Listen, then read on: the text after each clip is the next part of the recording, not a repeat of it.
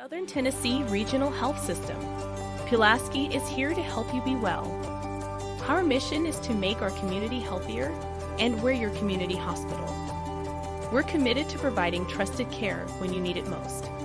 From wellness checks to emergencies, we're here for you and your family. Visit us today at southerntennessee.com or call 931-363-7531. When it comes to real estate, Haney Realty and Property Management is the team you can trust. Our extensive knowledge of the market and industry allows us to help our clients with any real estate need. We know how to get results. So whether you're looking to buy, sell, or rent, let us put our expertise to work for you. Call us today at 931-347-9150 or visit HaneyRealtyPam.com to learn more. Haney Realty and Property Management, your best friend in real estate. If you're looking for a new job, let M&M Staffing be your guide. With over 20 years of experience, we know how to connect great people with great opportunities. We work with over 80 companies, so we're sure to find the perfect job for you. Our team is dedicated to helping you succeed, and our high customer satisfaction rate proves it. Ready to get started? Visit us at mnmstaffing.net or give us a call today at 931-347-4255.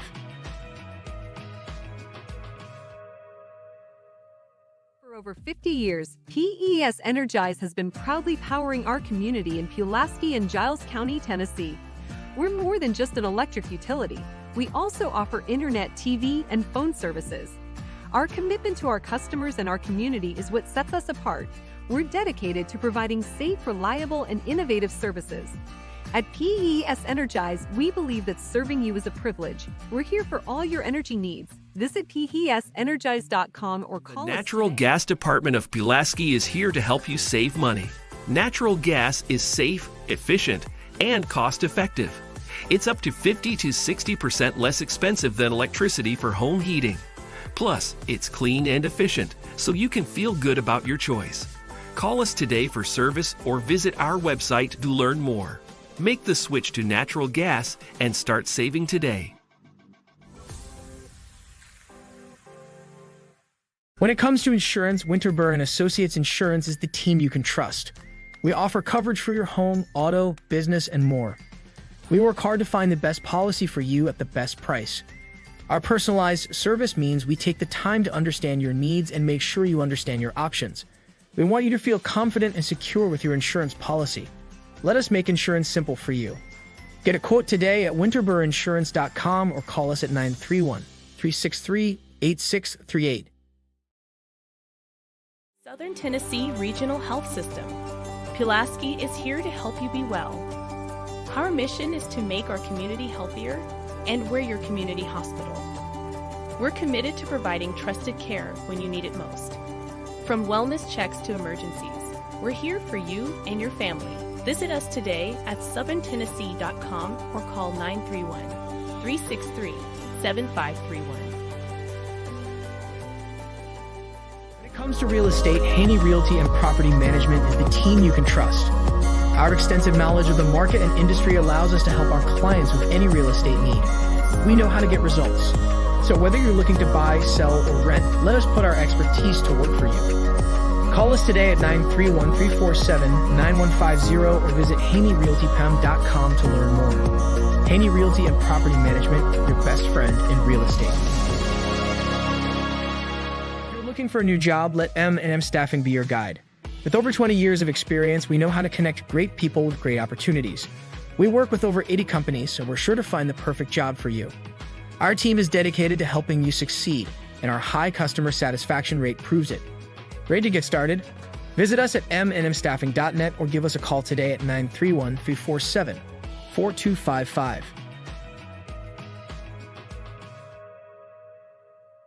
For over 50 years, PES Energize has been proudly powering our community in Pulaski and Giles County, Tennessee. We're more than just an electric utility. We also offer internet, TV, and phone services. Our commitment to our customers and our community is what sets us apart. We're dedicated to providing safe, reliable, and innovative services. At PES Energize, we believe that serving you is a privilege. We're here for all your energy needs. Visit PESenergize.com or call us. The Natural Gas Department of Pulaski is here to help you save money. Natural gas is safe, efficient, and cost-effective.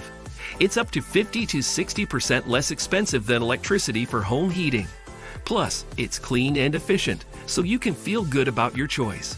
Call us today for service or visit our website to learn more. Make the switch to natural gas and start saving today. When it comes to insurance, Winterburn Associates Insurance is the team you can trust. We offer coverage for your home, auto, business, and more. We work hard to find the best policy for you at the best price. Our personalized service means we take the time to understand your needs and make sure you understand your options. We want you to feel confident and secure with your insurance policy. Let us make insurance simple for you. Get a quote today at winterburinsurance.com or call us at 931-363-8638.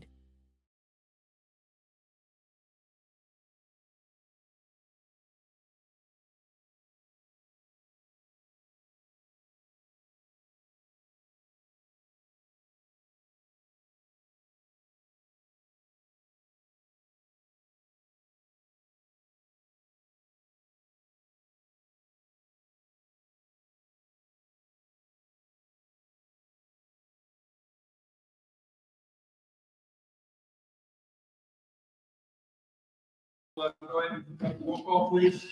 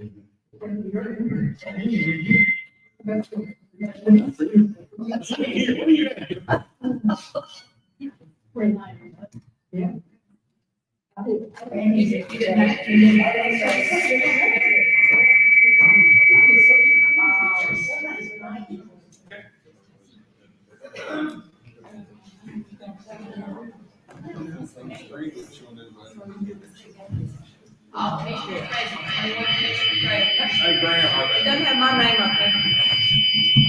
I'll make an announcement on that.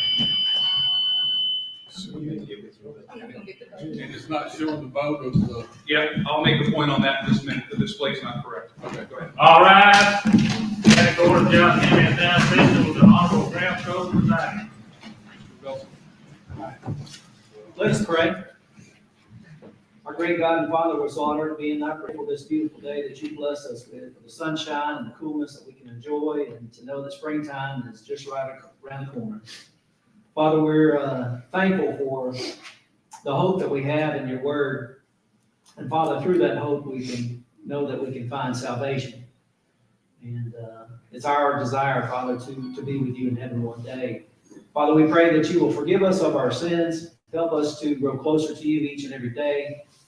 And Father, now, as we're about to enter into the county business, we pray that you'll be with each of us commissioners and as the county executive, that you'll give us the words and knowledge that we need. We pray that we'll look to your word for guidance and strength. And Father, we're thankful for this great county that we live in. We're thankful for each member.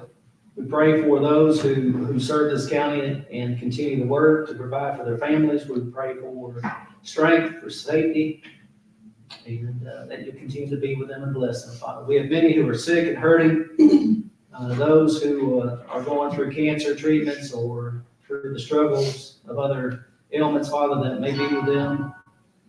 We pray that you will give them the things that they stand in need of. And we pray, Father, that you'll be with the doctors, the nurses, the medicine that they're taking. Father, help them to get back to the much wanted health. Father, we pray from a federal to a state to a local level that you'll be with each of these people, individuals that serve this great country. And we pray that we will look to your word for guidance and strength. And Father, we pray for all things that your will be done. We pray now that as we are about to enter into this business, that you'll just continue to bless us and be with us. And we ask all these things in Christ's name. Amen. Amen. I pledge allegiance to the flag of the United States of America, and to the republic for which it stands, one nation under God, indivisible, with liberty and justice for all.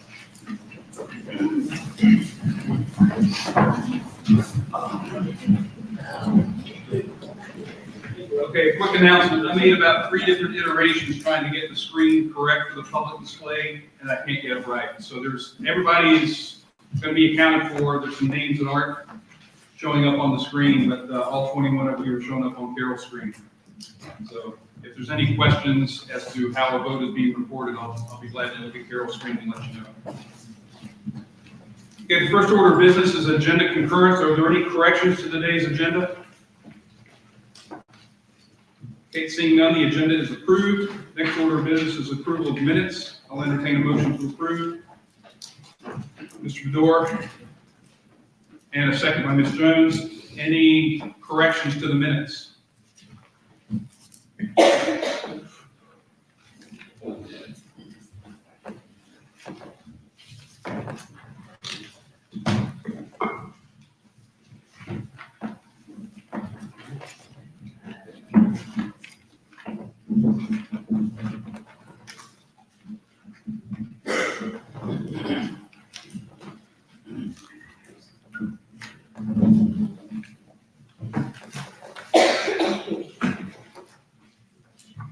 Okay, please vote.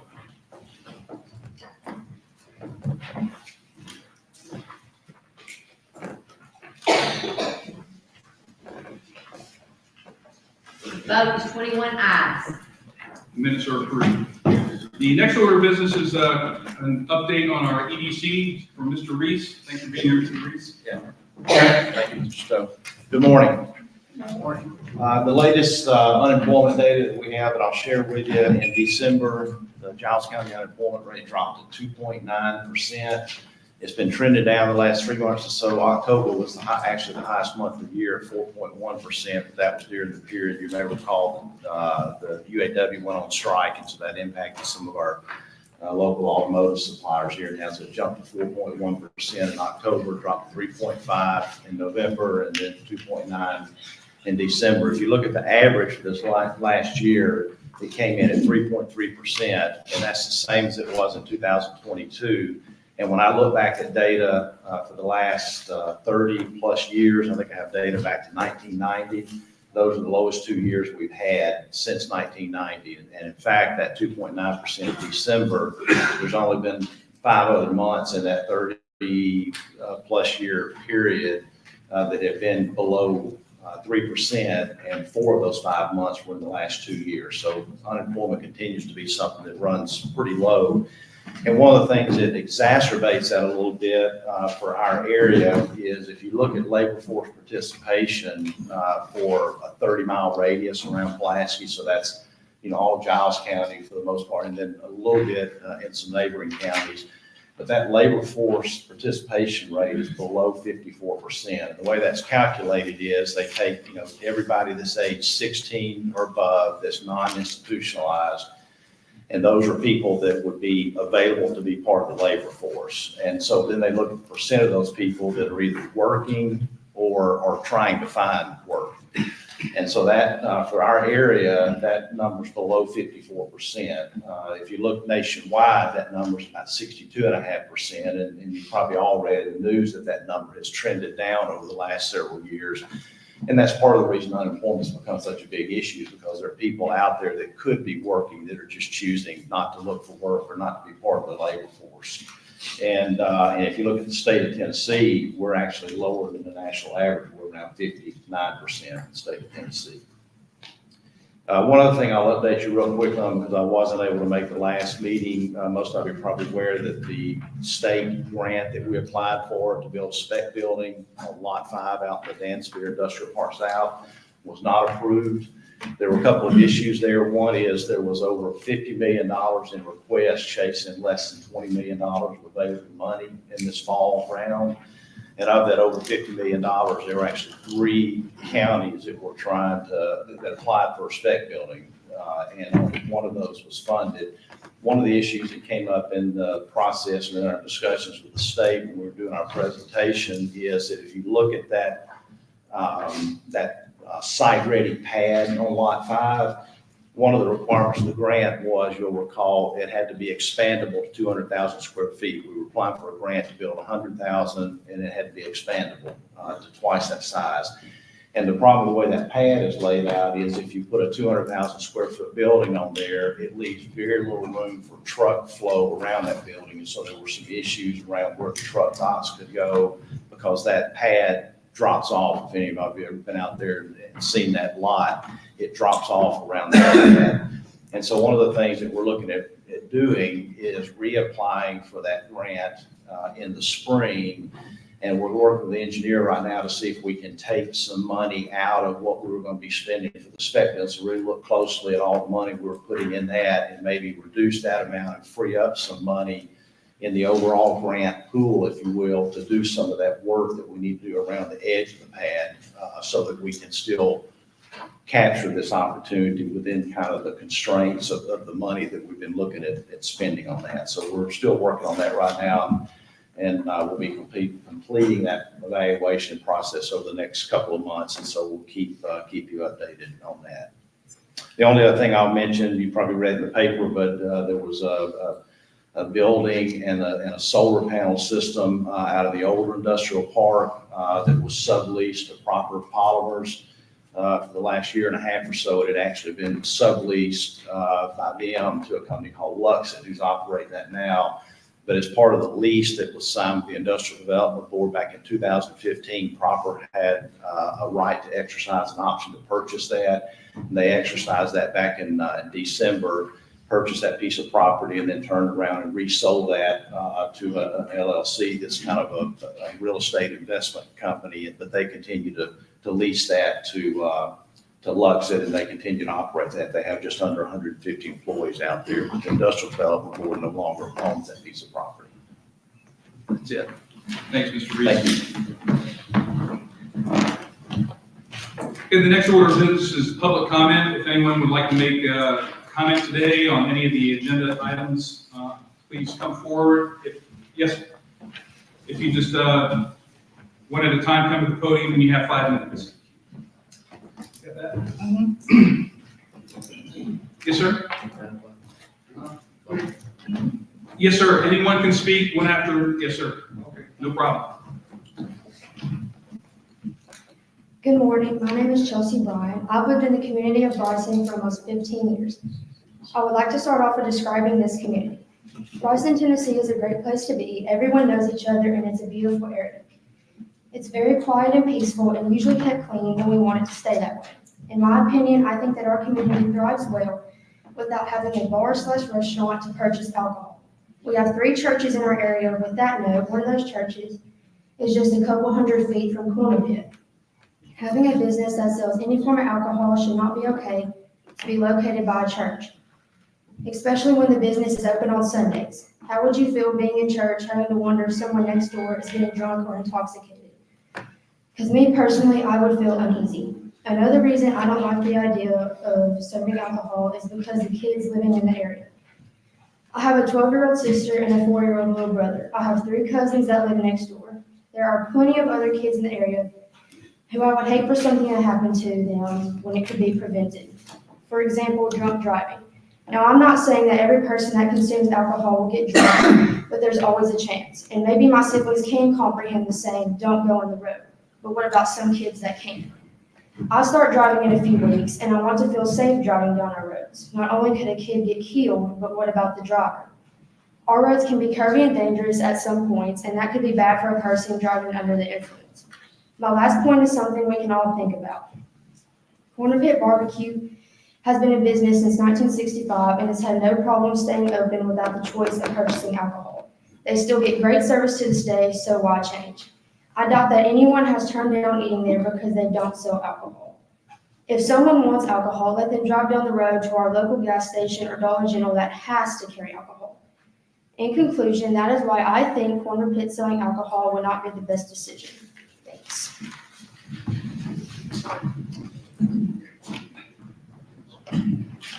And the next person can come forward.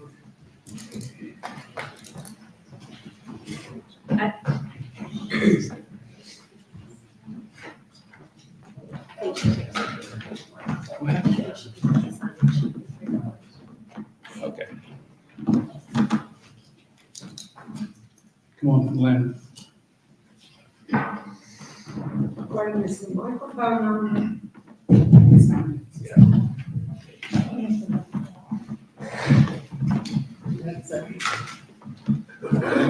My name is Len Garner, and I live in the county here, and this proposition or resolution coming up today, I asked this body to vote no on the cause.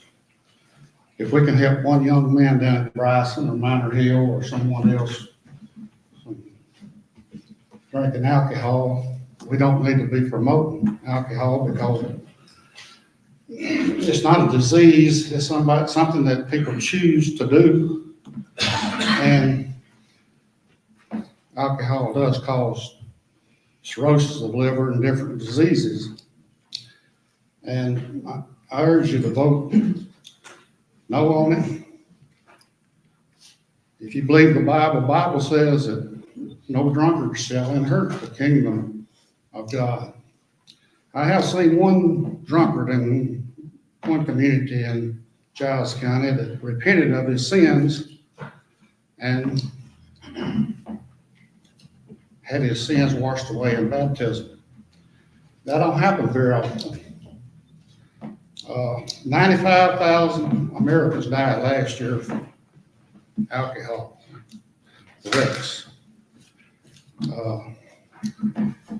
$249 million loss in workplace productivity. Healthcare related to alcohol was $28 billion. Collisions, $179 billion. And criminal justice system was out $25 billion in taking care of all the problems of alcohol. The Bible, if you believe the Bible, you'll vote no on this resolution. We don't need to promote alcohol in any form because God has already made the judgment. In 2 Corinthians, 1 Corinthians, 6th chapter, and Galatians, 5th chapter, God has said, no drunkard shall inherit the kingdom of heaven. Apostle Paul condemned alcohol drinking. And it is a sin. It's not a disease. I've been told that it's a disease. People choose to go down this path of drinking alcohol. If Jesus was here today, he'd say the same thing the Apostle Paul said. He'd vote no on this resolution. And I urge you to do the right thing. Two wrongs don't make a right. The state is forcing us to drink alcohol by the drink. If anybody wants to drink alcohol and liquor, a strong drink, which I think is wrong. It should be up to each county to decide if they want liquor by the drink. And maybe this may happen. I hope soon that Giles County will not be having liquor by the drink. But this resolution, if possible, you need to move back 1,000 feet instead of taking away the 600 feet from public buildings and churches and so forth. 3,000 feet would be better. So I urge you to vote no on this resolution. Thank you for your time. Thanks, Mr. Garner. Is there anyone else? Yes, sir, please come forward.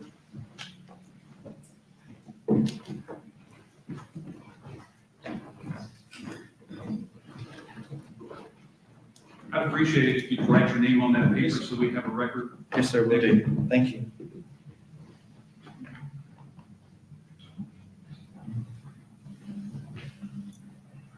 Good morning. My name is Case Britt, and I'm the minister for the East Hill Church of Christ.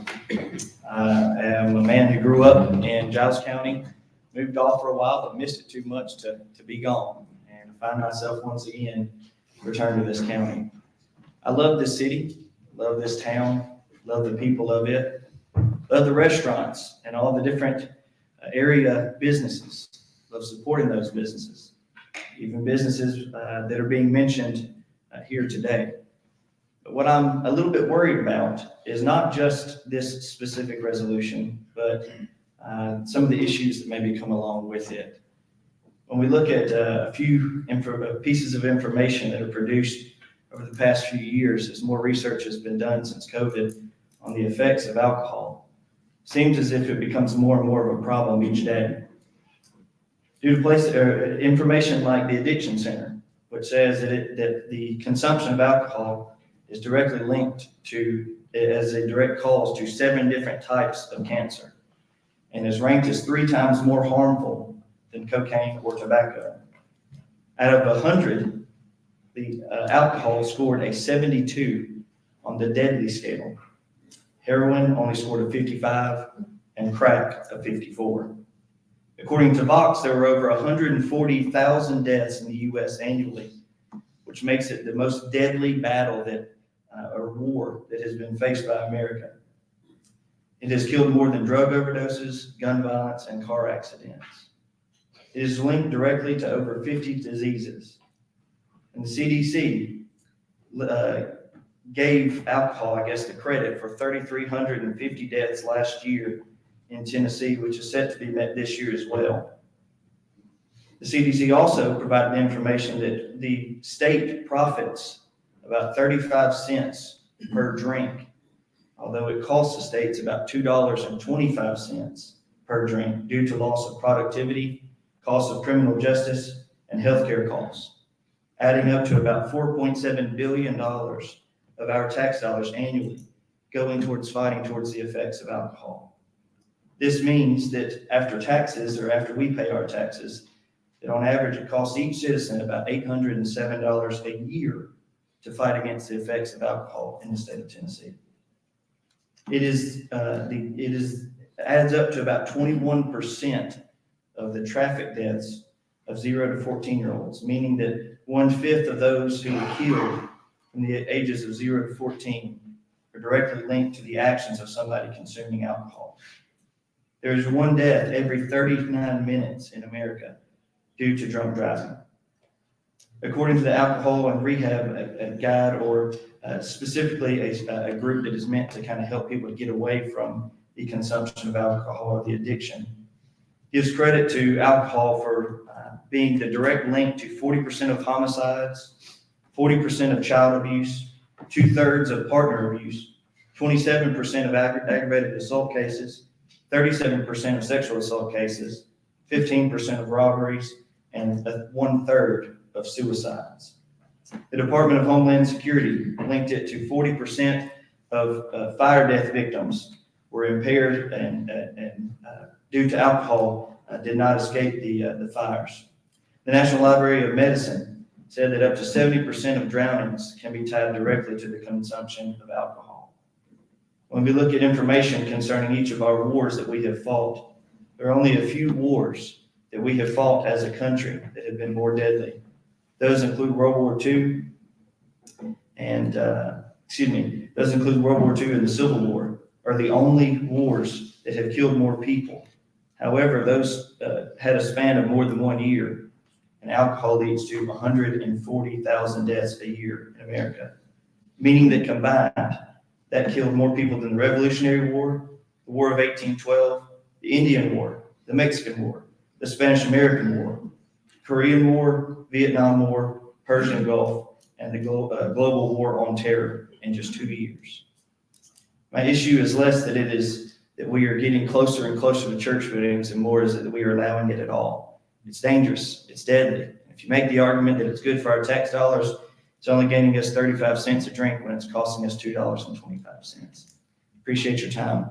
I thank each of the people for being here and for voting. I also thank the businesses for helping to make Giles County a better place.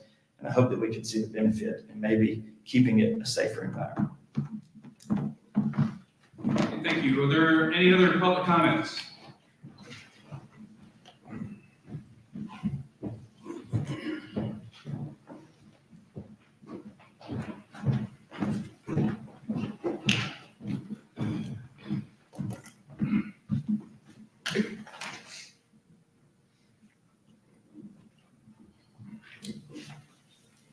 Good morning, everyone. My name is Wes Bryant. I've lived in the Bryson community my entire life. I've lived there almost 44 years now. And I've grown up in that community, always felt safe in it, and have loved living there. Loved the upbringing I've had there in that community as well. And the establishment, it's been there since 1965, and my fondest memories was there when I was a little kid. Was able to go in when Mr. Russell ran the business. Oh, what did he? He took me in there. Some of my first drinks was coming out of that store.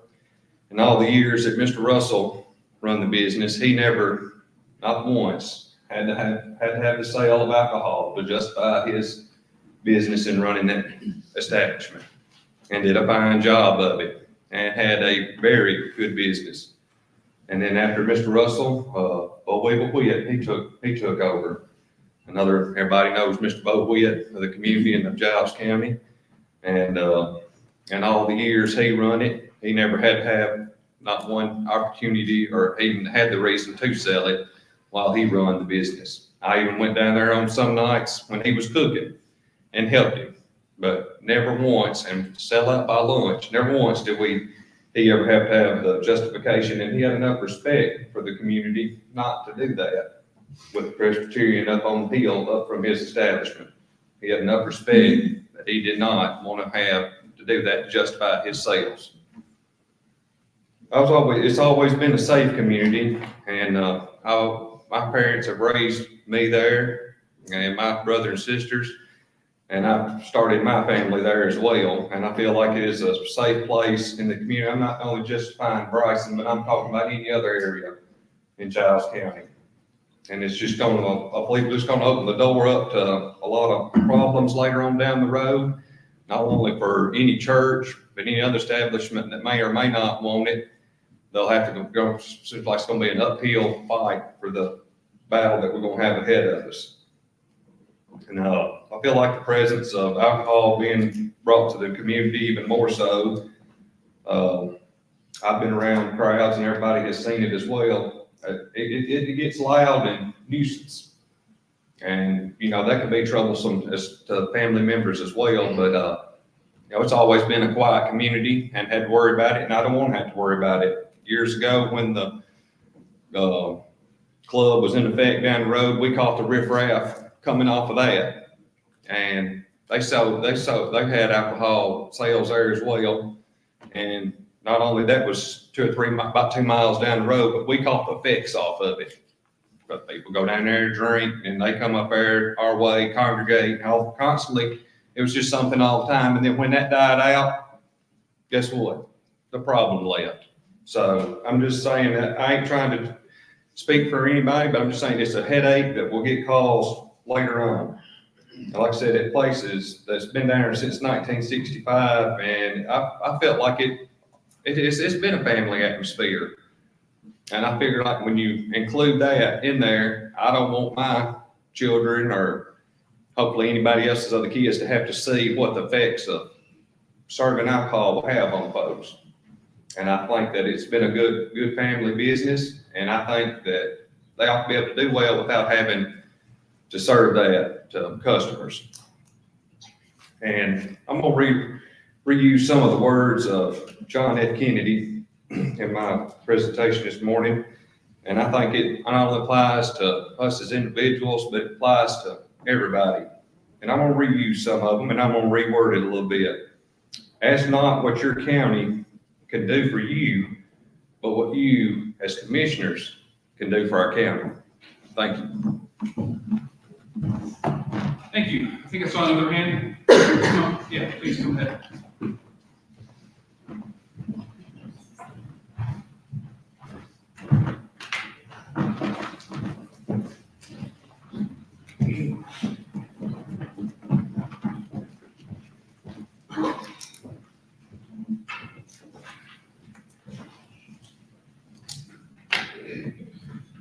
Jason Guthrie, a Giles County resident business owner. I'm addressing you regarding Resolution 2024-13 to modify beer sale distance rule for business and state liquor by the drink per minute. The resolution you're considering today is simply a repackaging of the one you rejected last month, a different sponsor number, but with the same desired outcome. This would in fact be the same resolution verbatim, except for the addition of one small whereas statement. Whereas the long-established consensus of the county has been against local government zoning of private property. So now we're framing the removal of the distance requirement as an anti-zoning resolution, with the full understanding that many who oppose zoning favor the distance requirement for beer sales to remain in place. If indeed those behind this addition to the resolution were truly anti-zoning, they would put forth the resolution separate from the beer sales distance resolution. This would be very simple. It would say something like, whereas the long-established consensus of the county has been against local government zoning of private property, now therefore be it resolved by the Giles County Commission that the Planning Commission is immediately dissolved. But that's not the goal as it's being portrayed. The premise is flawed from the very beginning. Giles County has shown firm resolve against countywide zoning, while at the same time continuing to maintain in place distance requirements for alcohol sales. The county has long held to protected spaces such as churches, schools, and places of public gathering. While freedom to engage in the partaking of alcoholic beverages by adults has been protected, the community has long maintained sacred spaces that would not be infringed by that same activity. Last month's failed attempt at this resolution had several glaring issues. It began with a vote on timekeeping software in which the county executive attempted to break a tie. The county clerk rightly declared that the vote had failed due to the lack of majority membership voting in the affirmative. The county executive declared that was not correct, as he had personally just read the rules the night before in preparation for this vote, and only a majority of those present voting was required. The county attorney confirmed the county executive's position. The county executive wrongly declared the criteria for passage of that resolution with a supposed tie-breaking vote in the affirmative. It was only after the meeting that the correction was made and the minutes were adjusted to demonstrate the resolution had actually failed despite the executive's ruling that it passed. Well, that same process was repeated when this same resolution that we're considering today, minus the statement about zoning and the different sponsor, came up. Once again, county executive claimed it passed, only to later acquiesce that it indeed failed, and the minutes changed to reflect. That's why we're here again this month. Now, even though the commission has spoke to this matter last session, we have in essence the same resolution appearing again. So this sets a matter of precedent where we continually bring up the same thing over and over again until we get the result that we like. Now, the last attempt at passing this resolution focused mainly on one affected business. I'm not going to address that. That should happen during a beer board meeting, and several residents have already addressed this as well, which goes to show why the county makes these decisions, not the state. The residents that were affected in that community have shown up to demonstrate their desire for this resolution to fail. They can't do much when it comes to the state liquor board. Now, let me tell you why this effort should fail again. The reasons for distance requirements for beer permits to be issued do not change because the state grants a liquor license. We've been led to believe it's magically safe to serve beer because the state of Tennessee has such stringent regulations for serving alcohol. Obviously, the state regulations disregard county beer policy in their decision-making. The county determined the standards for community and safety in establishing the current policy, which continues to be chipped away. It was determined in the best interest of the community not to grant licenses to businesses in certain locations due to the proximity to schools, churches, and so forth. Those interests do not change because the state board grants a license. Adopting this resolution ignores community standards and safety. If distance requirements are unnecessary, then the county beer board is also unnecessary. As we've already established, the state's stringent requirements do not change the conditions for which distance requirements were established. If therefore the distance requirements are not relevant, then neither is the county beer board. It should immediately be dissolved.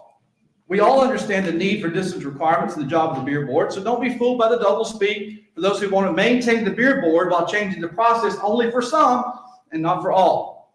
This is not a matter of just simply serving responsibly. That's what we're led to believe, and we're told the state is so thorough and it's so hard to get these licenses. If the state gives the license, it must be safe, we're to conclude. If we accept this line of reasoning, then we must accept the county beer board's granting beer licenses in an unsafe manner because they don't have the same stringent processes as the state. Only the state can ensure safe conditions.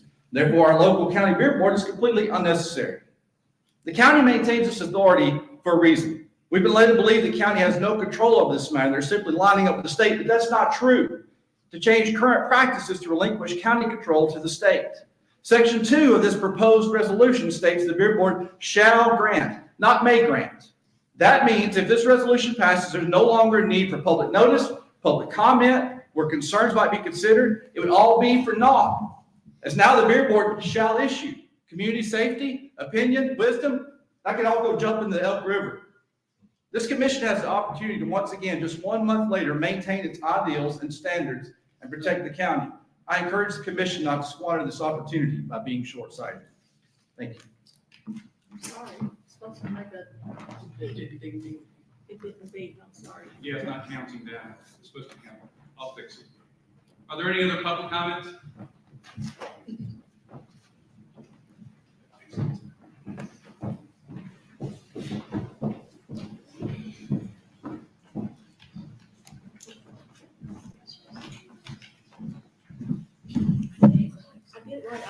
You got it. Good morning, my name is Renee Bran. I'm the owner of Lear Education Seafood down at Anthony Hill. Everything that has been spoken of this morning so far is against why this should be voted no. Things have been mentioned. First off, 2/3 of your citizens here in Giles County have voted to approve liquor sales in the county. No, those individuals are not here to express their opinion. However, they're working, they're providing for their families. They're the individuals that have voted the majority of this county. That's what you need to take into consideration whenever going through this. It was brought upon, it was mentioned earlier regarding alcohol is not a disease, but a choice that causes diseases. So does tobacco. The #1 cause of death in this country today is still tobacco, but that's overlooked. Tobacco is sold at every gas station. We have vape stores that have opened all over the city. Yes, it's the city, not the county, but you live in the county, you're coming to Pulaski. If you are that much against restaurants serving alcohol, serving liquor, serving beer, don't support their establishments. If you're against it, that means your family does not dine at Legends. You do not dine at Hickory House. You do not dine at any of the Mexican restaurants in town. It is your choice, not required for you to consume alcohol.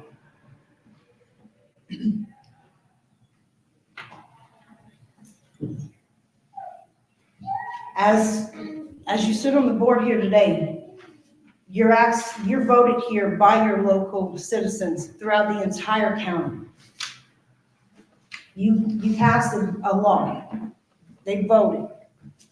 They chose, 2/3 of them chose. I just ask that you follow through with what your overall majority of your citizens have asked you to do. And so help support your local businesses that try to make a living and try to bring better into the community and for your citizens. It's not just about getting drunk. You know, Jesus said, turn your water into wine. He didn't say get drunk. I'm a Christian as well, but I believe this should pass. Thank you. Are there any other public comments? Yes, sir. Please come.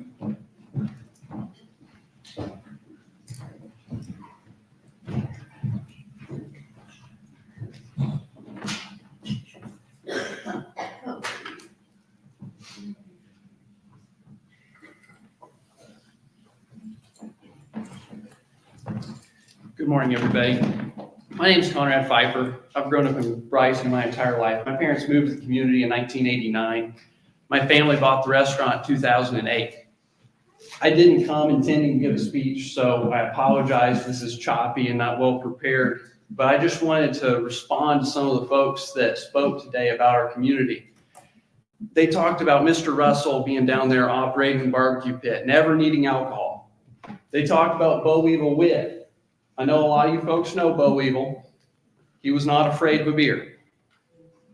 Mr. Russell, from every story I've heard growing up, kept a beer in the pocket of his overalls and would put it in there when a woman would walk in, because he wouldn't drink in front of women, but he was still drinking a beer inside the establishment. I've had people from around town come in and they talk about fond memories of coming to Quarter Pit Barbecue and their grandfather bringing them down there because they needed to get some spring water. So they get some barbecue and a jar of this clear spring water.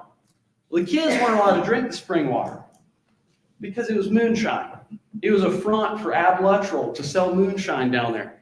We're the first owners of Quarter Pit Barbecue to want to sell liquor or beer or wine in a legal manner. We've gone above board. We're not going to do it like all of our previous owners did. We're going to follow the regulations. We've already got our ABC license. We've all gotten licensed to serve. We have no intention of opening a bar. We have 14 parking spots. You can't have that big of a party with 14 parking spots unless we bust some folks in.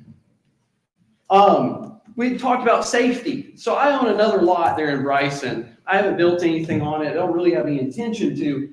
It almost borders the church property. It actually borders the old parsonage property to the church. But I could build an establishment on there with no liquor license. I could get a beer permit because it's over 600 feet. It's within sight of the barbecue restaurant. 200 feet was given as the figure earlier as to how far we are from the Bethany Presbyterian Church. We're 535 feet. So we're talking about a much, much shorter discrepancy. At the end of the day, however, this is not a vote on whether Quarter Pit Barbecue or Lorette's gets their beer permit. This is a vote on whether or not we are going to reduce the footage in the county. So this tit for tat discussion about what Quarter Pit Barbecue can and can't do, what Lorette's should be able to do and not do, is pointless. Because at the end of the day, what we're suggesting from these comments that Quarter Pit Barbecue can exist without a beer permit is that we should be coming to a 21-person committee to make business decisions for each and every business. That is absolutely absurd. I don't think that any of you that are small business owners, and I know a few of you are, would want to come in front of a committee to ask if you can offer a new service. If you are operating as a tradesman, I'm an electrician, I shouldn't have to ask if I'm allowed to do service changeouts before this commission. It is not a safety concern. We have the bungalow. Everybody knows about the bungalow, was there for years. They did not follow any of the rules. I know they went through multiple issues with the ABC board.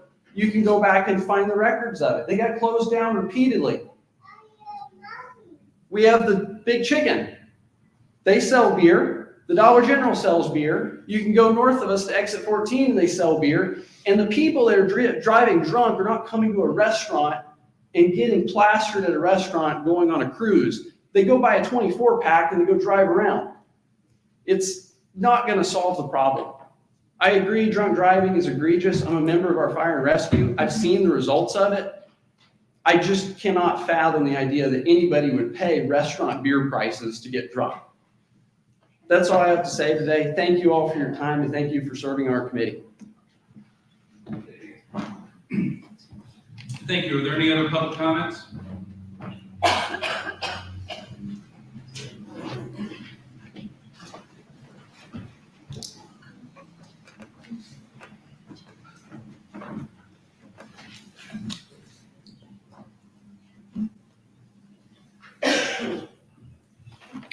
My name is Jake Pfeiffer. I am one of the owners of Quarter Pit Barbecue as well as the owner of Kitchen 218 here in town. I just want to make a point real quick. I think there's some confusion among the opposition. We are not here today to discuss whether we can or cannot sell alcohol in the county, as it was stated by Britt. We have already voted on that as a county. We can sell liquor. I have been selling liquor since November. There have been no issues. There have been no complaints. I had a TABC agent call on me the day after the meeting last month. He came down, checked our compliance. We're in compliance. We follow the rules. We do what we're supposed to. We are not here today to discuss whether we can or cannot sell alcohol. We are here today to discuss whether we can sell beer. I can right now, and I have in stock right now in my restaurant, alcohol ranging in ABV from 5% up to about 22%. That's there right now. We are serving it. I can sell beer that is over 8% gravity today, but I cannot sell beer under 8% gravity. This isn't a morality issue. This isn't a whether alcohol issue. This is a just common sense of whether we can sell a low gravity beer in an establishment that can already sell high gravity alcohol and high gravity beer. Simple as that. So please take into consideration, I'm just a small business owner trying to do what I can. Thank you. Are there any others? Please come forward.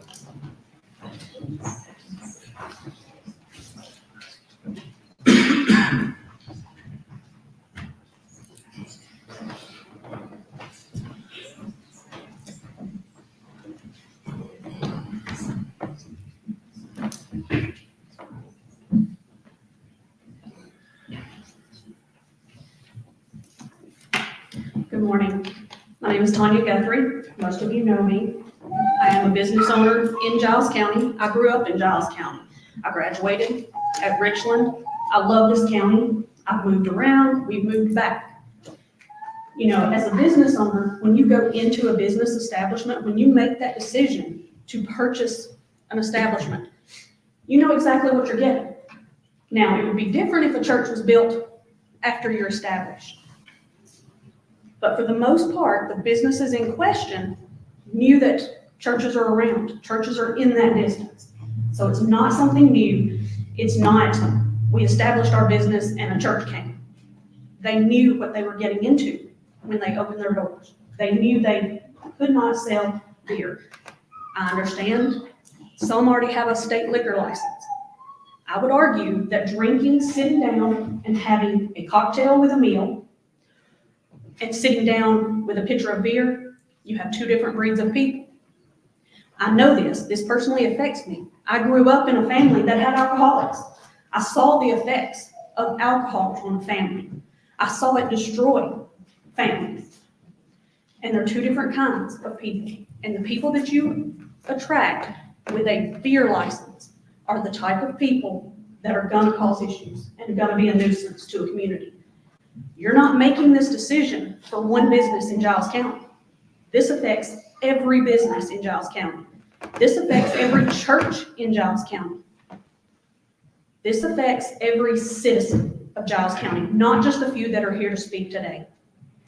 I would dare say if this meeting was at 5 o'clock, a lot of your hard-working people would be here to speak against this, because Giles County takes this kind of thing seriously. Just like with our zoning, we take that seriously. I would urge you to vote no on this, because you are voting for every citizen, every church, every community in Giles County. Thank you. Are there any others? Yes, please.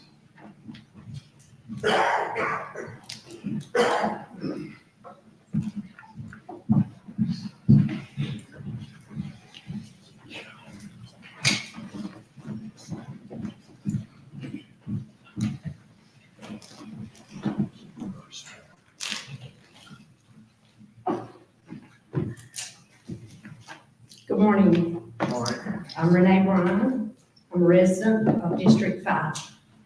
I'm here to voice my opinion and most of the community of District 5 regarding removing the 600-foot ordinance. I've been on the phone. I feel like I've had a phone that's rubbed in my ear since last Tuesday. I appreciate the community that's poured out this morning to voice their opinion also. Looking back over regulations. I looked back and on the state, there was a statute 57-5-105, February 2004. There was a 2,000-foot ordinance. That was at the state level.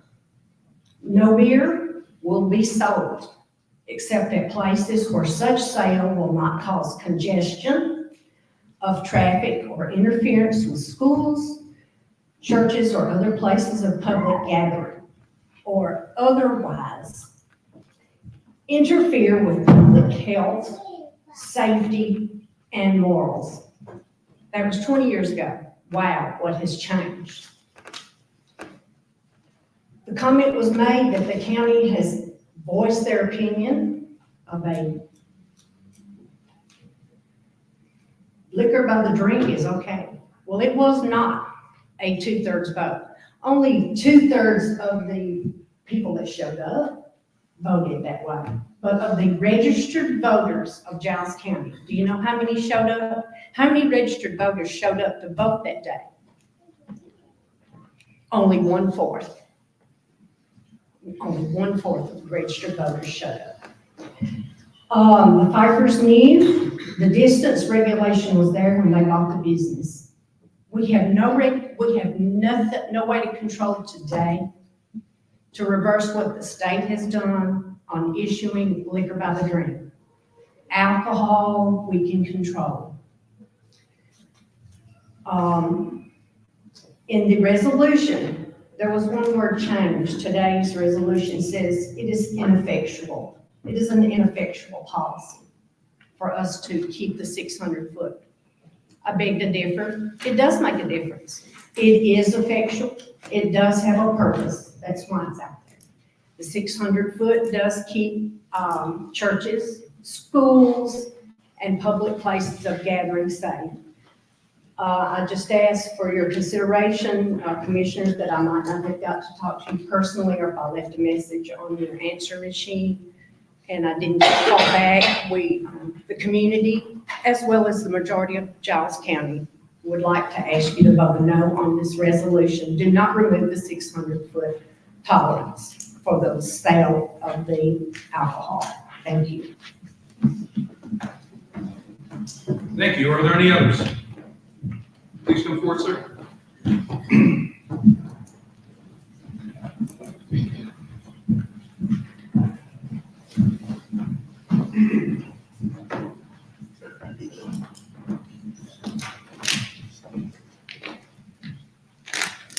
I don't think Bryson has seen this much action in a long time. I'm gonna be real short. I would not want any of y'all's jobs, by the way. You don't have to worry about your own. We've been living in Bryson now for 35 years. I've lived in around the Ardmore area all my adult life. I've known Bo Weevil. I've known Mr. Russell. My dad used to swap wood with him or whatever, because they were big into woodworking and stuff. And a lot of people, I don't think, knew any of them as well as you think. Because if any of them were here, they would be all for beer. I've been told by every one of them, if you could ever get a beer license, it would sure be a big thing for this restaurant. If you go through and you think of every restaurant in Giles County, okay, I know all of y'all, I've seen a lot of the people that are against us, I've seen coming out of a Mexican restaurant. I've seen them at Legends. And so we go to all these different restaurants that support that. For some reason now we have a lightning rod for a little restaurant that has a traffic count of 600. That's all we get are 600 people a day pass by Bryson.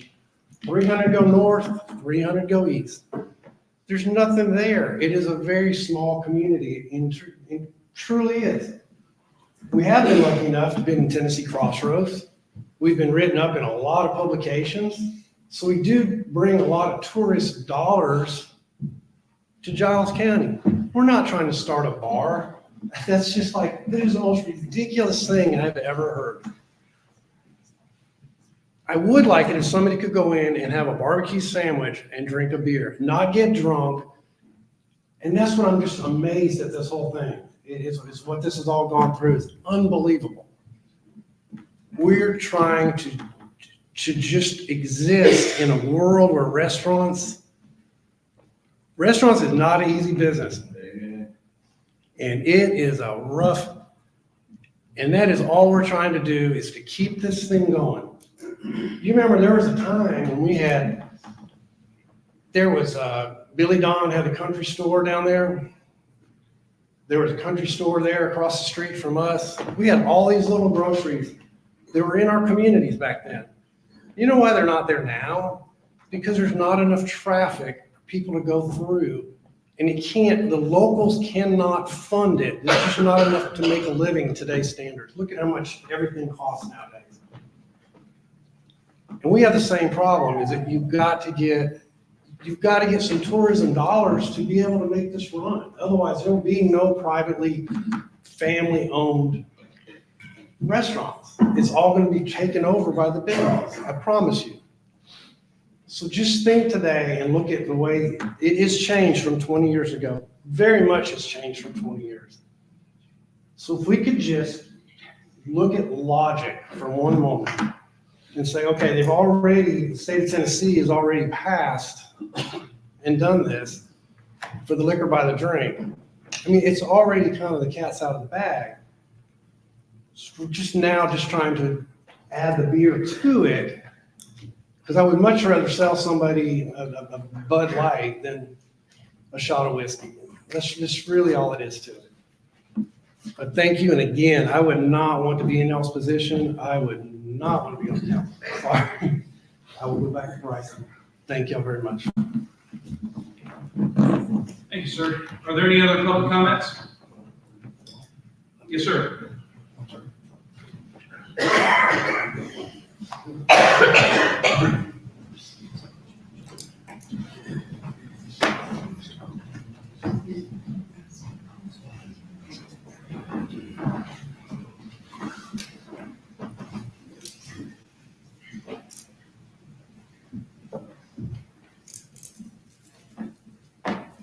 Good morning. I spoke last month. I'm going to try to make it short as I can. This is a moral issue. I'll argue with you all day long and night about that it is a moral issue. Every one of us will stand before God Almighty and give an account for what we've done today, what we do tomorrow, and whatever days the Lord grants us. We will give an account. This may seem like a small thing in our eyes. It's not a small thing. It's serious business. I knew Mr. Russell from 1965. I knew Bo Weevil Witt from the time I was 5 years old. I had fond memories of those men. I knew what they were, what they liked to do, what they were all about. But one thing concerning Mr. Russell and Mr. Bo Weevil Witt, they respected the community's opinion on things. That's why they never did sell beer, even though they may have liked it and did like it. Here we are back today, 25, 30 years, talking about this issue in Bryson. I've lived there 68 years. I don't know if there's anyone else, yet maybe some in the audience a lot older than I am. The word for today, when you go to vote, is no. No. No. That's what the community, and I dare say the majority of people in this room this morning would like for you to do. To take a stand. The future is coming. It's going to be rough for us living, for the young people that are in the audience today, facing moral issues and things this term. We got to start taking a stand, folks. Maybe it has to start in Giles County. To stand up for what's morally right. Put your personal feelings aside and stand up for what's right. I ask you again, to strongly consider a no vote today. We've been fighting this for 30 years, right? We have in the community. And as long as we have to, we will continue to do so. I appreciate your attention on this matter. Thank you so much. Thank you. Any others? Yes, sir.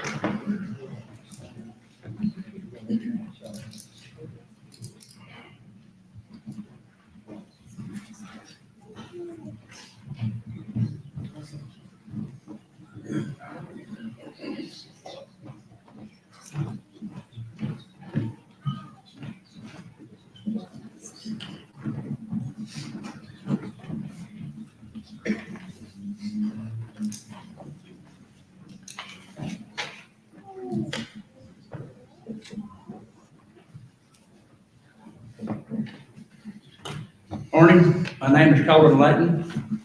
I have lived in Giles County since 1969. I've worked in factory work for 40 years. I've been a minister for 60 years. And I have noticed over the years that I have lived in this county, a lot of places do the same thing, a lot of other counties. But I have noticed something that has been of great concern to me. I have been involved and preached many funerals. A lot of these funerals that I have conducted of young people have involved alcohol. They were killed in a car wreck because of alcohol. That concerns me. That concerns me of what goes on in this county day by day. I appreciate those of you that sit on the commission, and I appreciate that you have the opportunity to make decisions. But I pray that whatever decisions you make, that you will understand that these decisions will go with you the rest of your life. They will go with others the rest of their lives. I've noticed over the years and over time that there's been more alcohol that's been allowed within the families and within the communities. It's been available to people that it should not be available to. I know good and well that we put a position on young people that you can't buy alcohol under a certain age. But we've got parents that will go and buy them alcohol, and then where does the problem lie? What does man have to face when he faces these situations? There are things that we do in life that we have to face, and these weigh on our conscience and on our lives. And I know that you that sit on the commission, I do not envy you in your position. I do not want to be in your position. But I do know and understand that if I had decisions to make, and they affected the lives of all of those that are around, affected the lives of the young that will be coming to this county and growing up in this county, of what these decisions might do for them in years to come. Right now, we're laying the groundwork of what's going to be done and what's going to be accomplished.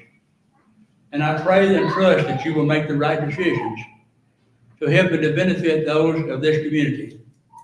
I love people. I love young people. As a minister, I have tried to work with young people. And I have tried to see them in their mind and what they face and what they go through. I often wonder if I had grown up in this time, instead of the days that I grew up back in the 40s and 50s as a young person, what would I be facing? Things today that we do were forbidden in the times that I grew up. Things were no-no. Things were hush. And thereby let's understand that you and I need to know of what our decisions are going to be, who it's going to affect, and how it's going to affect us. One thing that I want to leave you with, a few years ago I read an article that said a mad dog bites somebody every year somewhere. Only one mad dog bites somebody. And I thought about this person died because of rabies. And I thought about that during the same time as I read an article of how many people are killed, how many people die of diseases because of the consumption of liquor. But yet, what do? We look at the position in life, we shoot the dog and license the liquor. So where is the real problem? Thank you for listening to me. Thank you. Any others? Okay. We're a representative republic, and this period of public public comment is what that's for. So I appreciate everyone who came forward and offered their opinion and some memories. And in the interest of time, however, we got a lot of work ahead of us. How about if we go through elections and reports, see how that goes, and take a break, take 10. So let's move forward.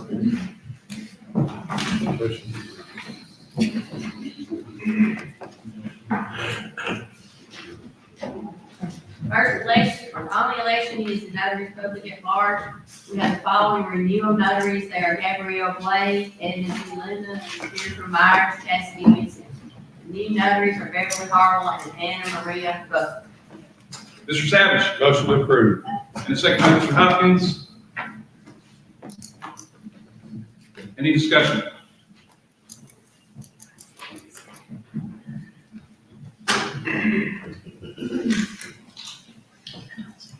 Please vote.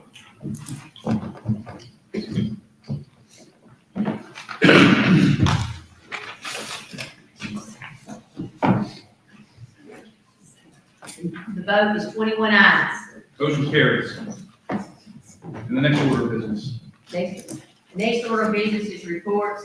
Today's reports are the Finance Director's report for November and December of 2023, which includes the following: Giles County General Fund, Drug, American Rescue Plan, Probation Fund, Highway, School, Federal, Food Service, Debt Service, Capital Projects, Highway Capital Projects, Education Capital Projects, Education Capital Number 2, and other capital projects.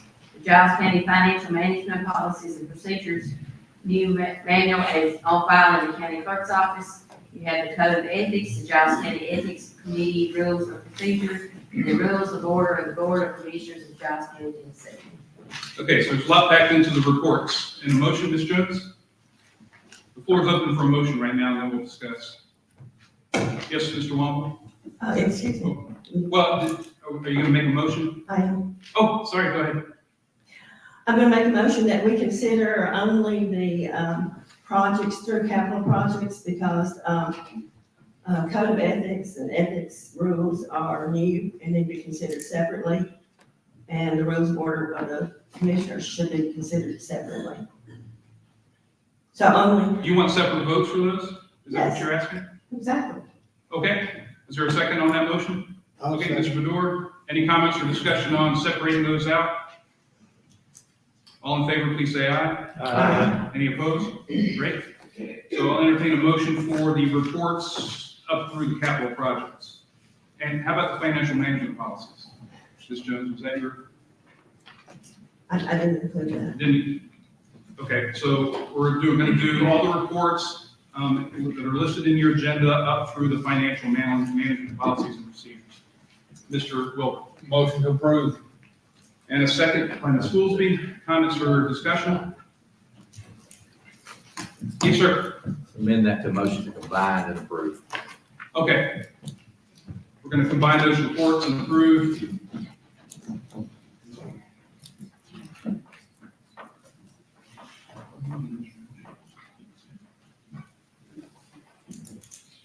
Okay, Mr. Wilbur, you good with combine and approve? Yes, sir. Ms. Goolsby? Okay. Any other comments or discussion?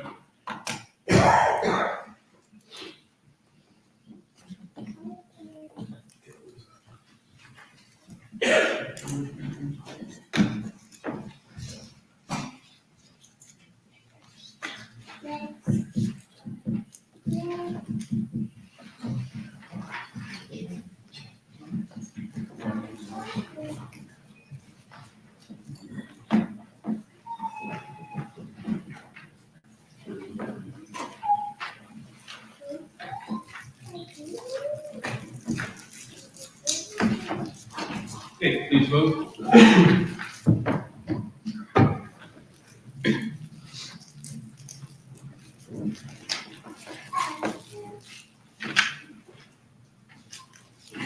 The vote is 21 ayes.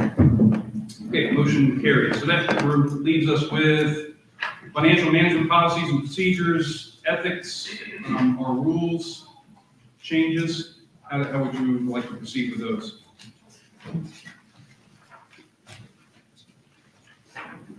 Yes, Mr. Reed?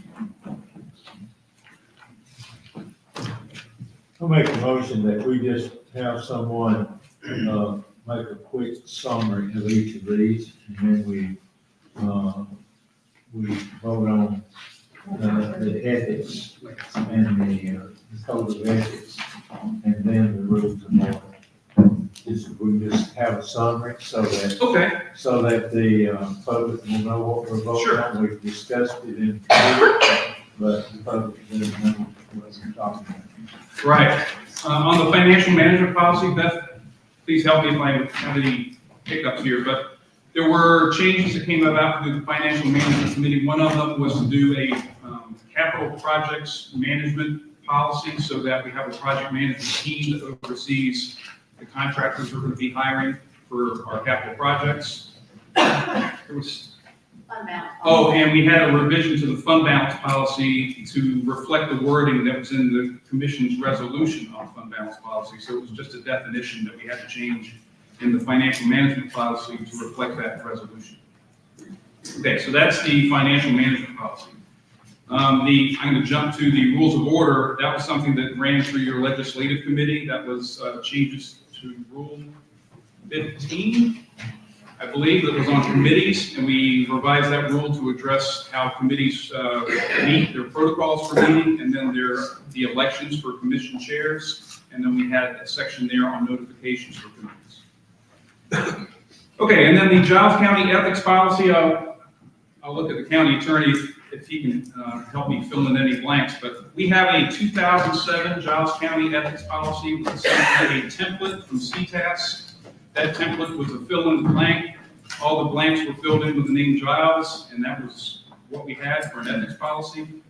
CTAS has updated their template for ethics extensively, and then I looked at Knox County and several other counties that had very robust ethics policies. I sent that out to the ethics committee twice in October and November of last year, and I sent it to you all on February 2nd for review and approval, or review and comment, and I never received any comments. But and there, as far as the guts of that ethics policy and the rules of procedure, they follow the CTAS template. Yes, sir. Thank you for that summary. I make a motion that we combine all four of those and approve them. Okay, and a second by Mr. Savage. Any comments or discussion on combining? Yes, Ms. Jones? The ethics part should be taken out. Make a motion to amend the motion to take out the ethics and discuss separately, since there's new data in this ethics policy, which needs to be considered separately. I think there could be repercussions, and we need to point out what is new. It was not vetted by a committee, and anyway, it should be separated. Well, that's not entirely true. We went to the ethics committee for vetting, and we didn't have a meeting, but it was. May I ask a question? Who's on the ethics committee? Oh, brother, from memory, Ms. Brown, Ms. Guthrie, help me out, folks. I can't remember. Yeah, Tony Reisner. I can't remember all of them. There's, I want to say 5 commissioners, Mr. Reisner, 4 commissioners. Yeah, I don't have them all. Okay, so my motion is to separate it, to consider separately. Okay, so we have a motion to consider financial management policies and the commissioner rules. Is there a second for that? Okay, the motion fails for lack of a second. Mr. Hopkins? I'll second it. You will second it. Okay, so we have a motion and a second to separate out the financial management policies and the rules of order. Any comments or discussion on that?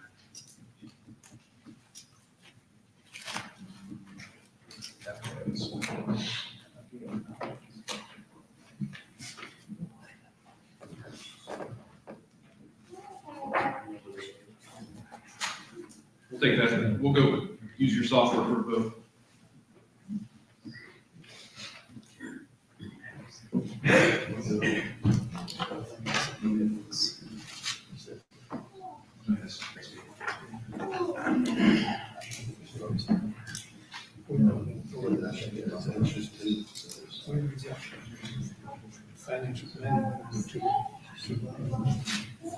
Okay, so a yes vote is to separate out the ethics issues from your reports.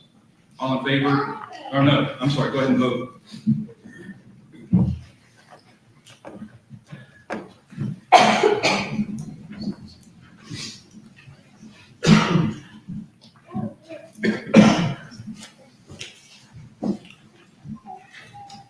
Okay, so we got 14 to 7, I know it all isn't showing your screen, it's 14 to 7 to separate out the ethics issues. So I'll entertain a motion for the financial management and the code of, rules of order for the commission to combine those and address them together, Mr. Bador, and a second by Mr. Reedy. Any comments or discussion on those two?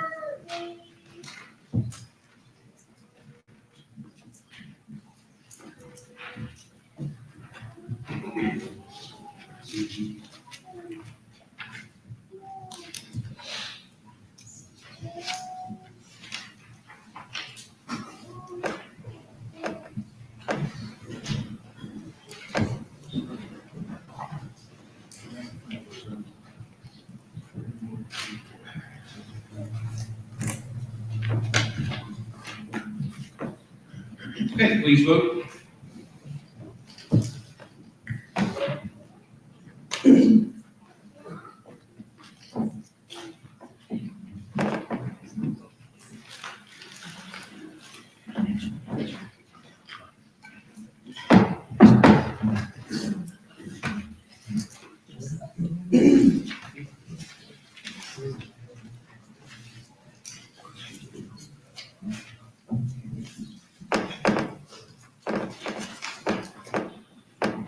Vote is 21 ayes. Okay, so the financial management policies and the rules of order are approved. So how would the commission like to proceed with the ethics policy?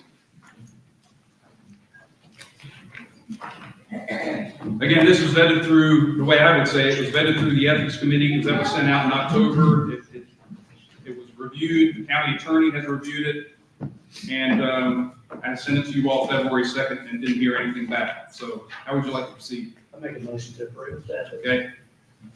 And a second by Mr. Terry Jones. Comments or discussion? Ms. Jones. I wanted to address one particular part. This is the new part that's been added. First of all, though, let me say this, the adoption, this is from CCAS. The adoption of the updated CCAS model policy is not required. The county can keep using the policy it adopted in 07. Just mention that. Section 10, which starts on page 8, if anybody wants to turn to that. It's very arbitrary. I had one of my constituents read it, and that constituent said, well, it looks like we'll be opening ourselves up to lawsuits because of the arbitrariness of this particular part.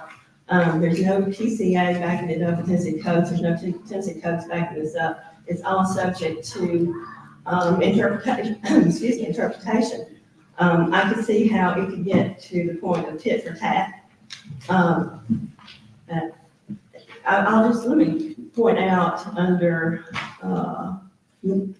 section D, this is on page 9, misrepresentation. I'll just read this in case I haven't seen it. I'll read it because I got a good microphone. So misrepresentation is knowingly presenting or posting false, deceptive, or intentionally misleading information on county business with personal or political motive, or to intentionally stir up public misunderstandings or conflict. Okay, thank you. I'll try to talk a little louder. That is mentioning political motives. I'm just wondering, how are we going to judge political motives? Who is to judge the motives, and who can? If you are on an unpopular side of an issue, then you could be brought up that you are unethical or whatnot, and then of course you can get censured, and there would be, I guess, there would be released to the news media. I think is about all it can do. Or maybe there'll be a paper that would be handed out. I would like to make a motion that we strike section 10 from the ethics policy. because it is an attempt to regulate speech. And I think it's just opened up a can of worms, quite frankly. It's not an attempt to Well, I've made a motion. freedom of speech issue, it's ethical conduct.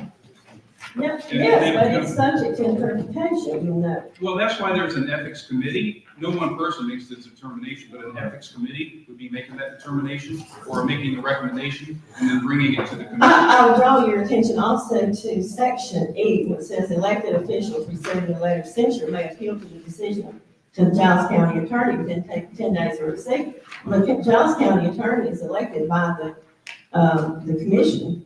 Why would he stand in judge I mean, how could he judge this? He wouldn't be judging it, he'd be the one that would receive the report. I'll second this so we can start discussion. I'm sorry? I'll go ahead and second it so y'all can start discussion.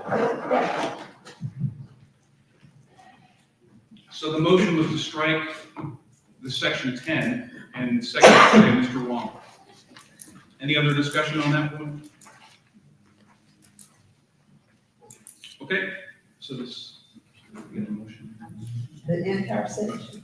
Yes, just section 10. There we go. Yes, this is just for the information of the commission and the public. This section 10 that we're discussing wasn't drafted out of whole cloth. This is from several other counties as we benchmark the information that they had in their policies. Okay, yes, ma'am. One more thing, section 10 is not backed by any CTAS or any rule. It's not a CTAS template, but I ran it through CTAS and they said that that would be appropriate. But the rest of the law, the rest of the ethics policy does have TCA defined. Thank you. Mr. Reedy? Yes. I'm sorry. We're talking about the TCA ethics policy. And we're adopting that. Well, we're under it anyway. Yes, sir. There's statutory elements to the policy, which is TCA, and then there are, I would say, rules of conduct for us as elected officials that aren't necessarily statutory, but it's just professional conduct. And the county attorney, if you have any questions for him, he's read through this as well.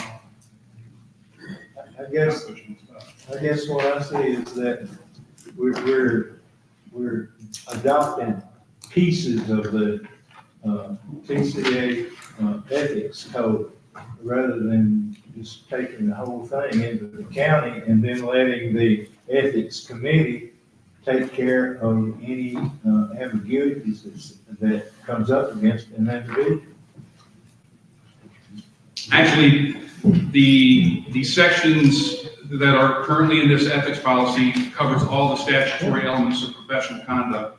And then there are what I guess Mr. Williams and I discussed, they're non-statutory elements of professional conduct, and which is in section 10. And that would be handled by us as a group and the ethics committee advising the commission on what their findings might be if it was looked into. Yes, please. So, excuse me, briefly speaking, there are two types of ethical concerns for elected officials. The first would be an actual violation of a Tennessee criminal code section. And those are set out specifically as they are, I assume, in every county's ethics policy. In addition to that, this commission can adopt rules of ethics for yourselves that aren't criminal in nature, but are just to govern how you go about doing things. For example, one of the proposals in here says that if passed, you would make it an ethical violation to cuss each other during commission meetings, which I think is widely accepted as fine. That you not engage in misuse of your public position for your own personal benefit or good.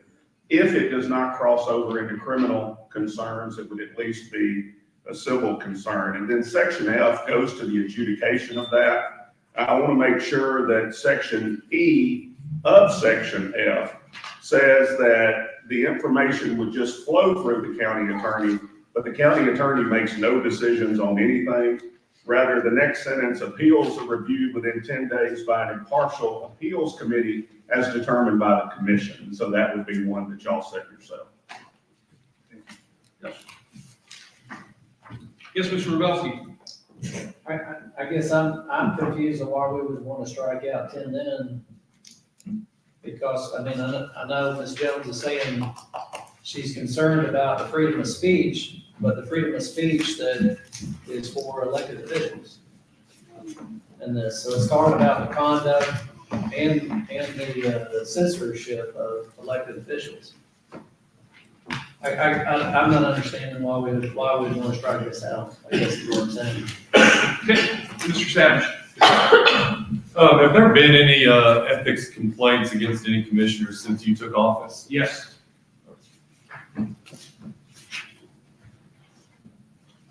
Any other comments or discussion?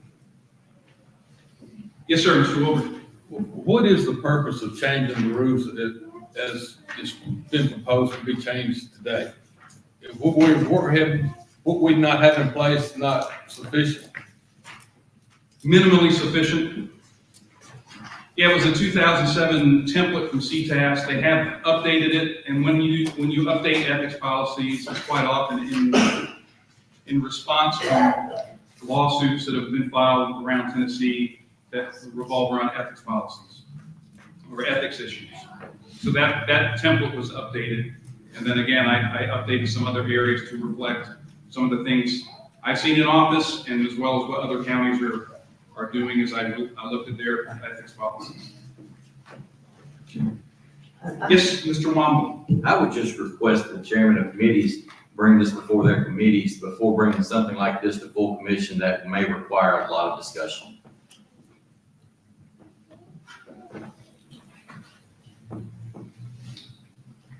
Any other comment or discussion? Please vote. Oh, sorry, Mr. Savage. In an attempt to create a compromise and take some of the more ambiguous parts of the section 10 out without removing all of section 10, I'd like to make an amendment to her motion to remove A, D, and E only. Okay. So the motion is to remove sections A, D, and E. Yes, sir. Is there a second? Sorry? I'll second that. Second, okay. Comments or discussion on removing A, D, and E? Folks? Yeah. Because there's two Bs. Well, it's section 10. Is it the D? I'll read it to you. So it's a section on confidentiality breaches. It's a section on misrepresentation, posting false, deceptive, or intentionally misleading information. And then E is unprofessional conduct, which is unethical or disreputable conduct that harms the county's reputation, subverts the professional workplace climate, which is exactly where I've gotten 3 ethics complaints over the last 18 months. Mr. Jones. This was sent out February the 2nd. And it was sent out in October to the Ethics Committee and February 2nd to the entire commission. But we've not had did anybody have any discussion with you on email or anything, or privately, or bring up any of this stuff? Nope. I say let's vote. Okay, there's a motion and a second from Mr. Savage to remove paragraphs A, D, and E. Is there any further comment on that? Okay, Ms. Jones. Considering that there's some confusion, it should go back to committee. I don't know if it's appropriate to make that motion at this moment, but it should go back to, it should go. Now put a motion and a second on the floor. Let's work that through and then figure out where we're going. So I got a motion by Mr. Savage and a second by Mr. Hopkins to remove sections A, D, and E. So please vote.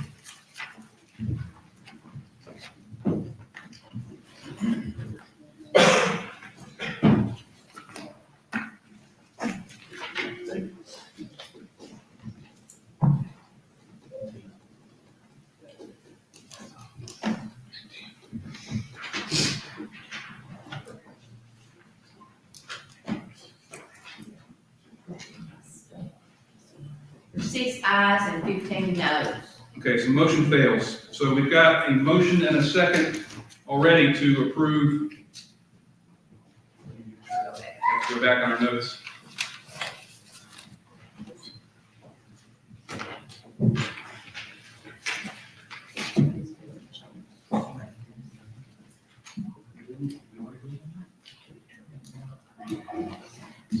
Okay, I think the last motion that we have in our notes that wasn't addressed was striking section 10 completely by Ms. Jones. There was a second by Mr. Hopkins. So, Mr. Long. I second that. I'm sorry, thank you. All right. So any further comments or discussion on striking the entirety of section 10? Which, let me just tell you, let you know what you're striking. It's the rules of ethical conduct and censure of elected officials. Did y'all read this? I did. Okay. Please vote on whether to strike section 10.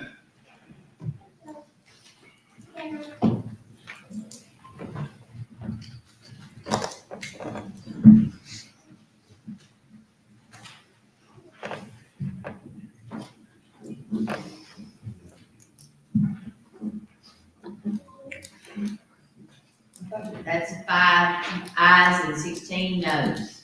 Motion fails for lack of a majority. Yes, Mr. Wilburn. I'd like to make a motion to send it back to the ethics committee for other discussion. Okay. Second by Mr. Hopkins.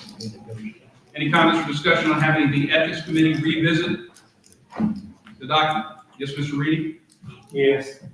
You know, this is coming out of the state. Ethics is a very, very critical thing. That's why I've been working on it for 5 months. Right, and we're close to it, and we need to be under the umbrella of the TCA code. And, and you just have to be careful. If several of us go to lunch, don't let anybody pick up your check. Somebody will say that is taking special favors or trying to do political persuasion. Just pay your own bill. So you just be careful about anything that you take, anything that you give anyone. Just be cautious of that. Yes, sir. Because it'll be construed as that. And I feel like we need to just take this as it is and go on with it instead of rehashing it in committee. Yes, sir. Well, I got a motion and a second to hope send this to the ethics committee. Any other comments or discussion? Mr. Fedor? If it does not go back to the ethics committee, is it still on the table for us to vote on to approve today, or has that option been on? Well, if we do not vote to send it back to the committee, I would like this commission to vote up or down. Mr. Butler? Should it go back to ethics or should it go to legislative to let legislative vet it? Well, I've asked that question too, and it's, if the ethics policy is owned by the ethics committee to make a recommendation to the commission. Yes, Mr. Chairman? When the ethics committee meets, I don't guess they've met yet this term. Correct. Do we get notification? Or, I mean, is it publicly? If there was a meeting, it would definitely be public. Okay. Yeah, this was just a forwarding of the document for revision.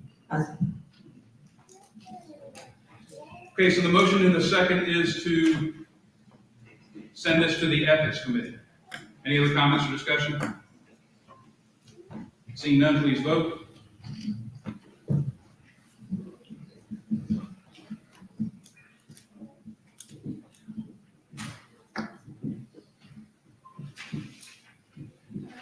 Ayes and 6 noes. Okay, so we'll convene an ethics committee meeting to revet the document.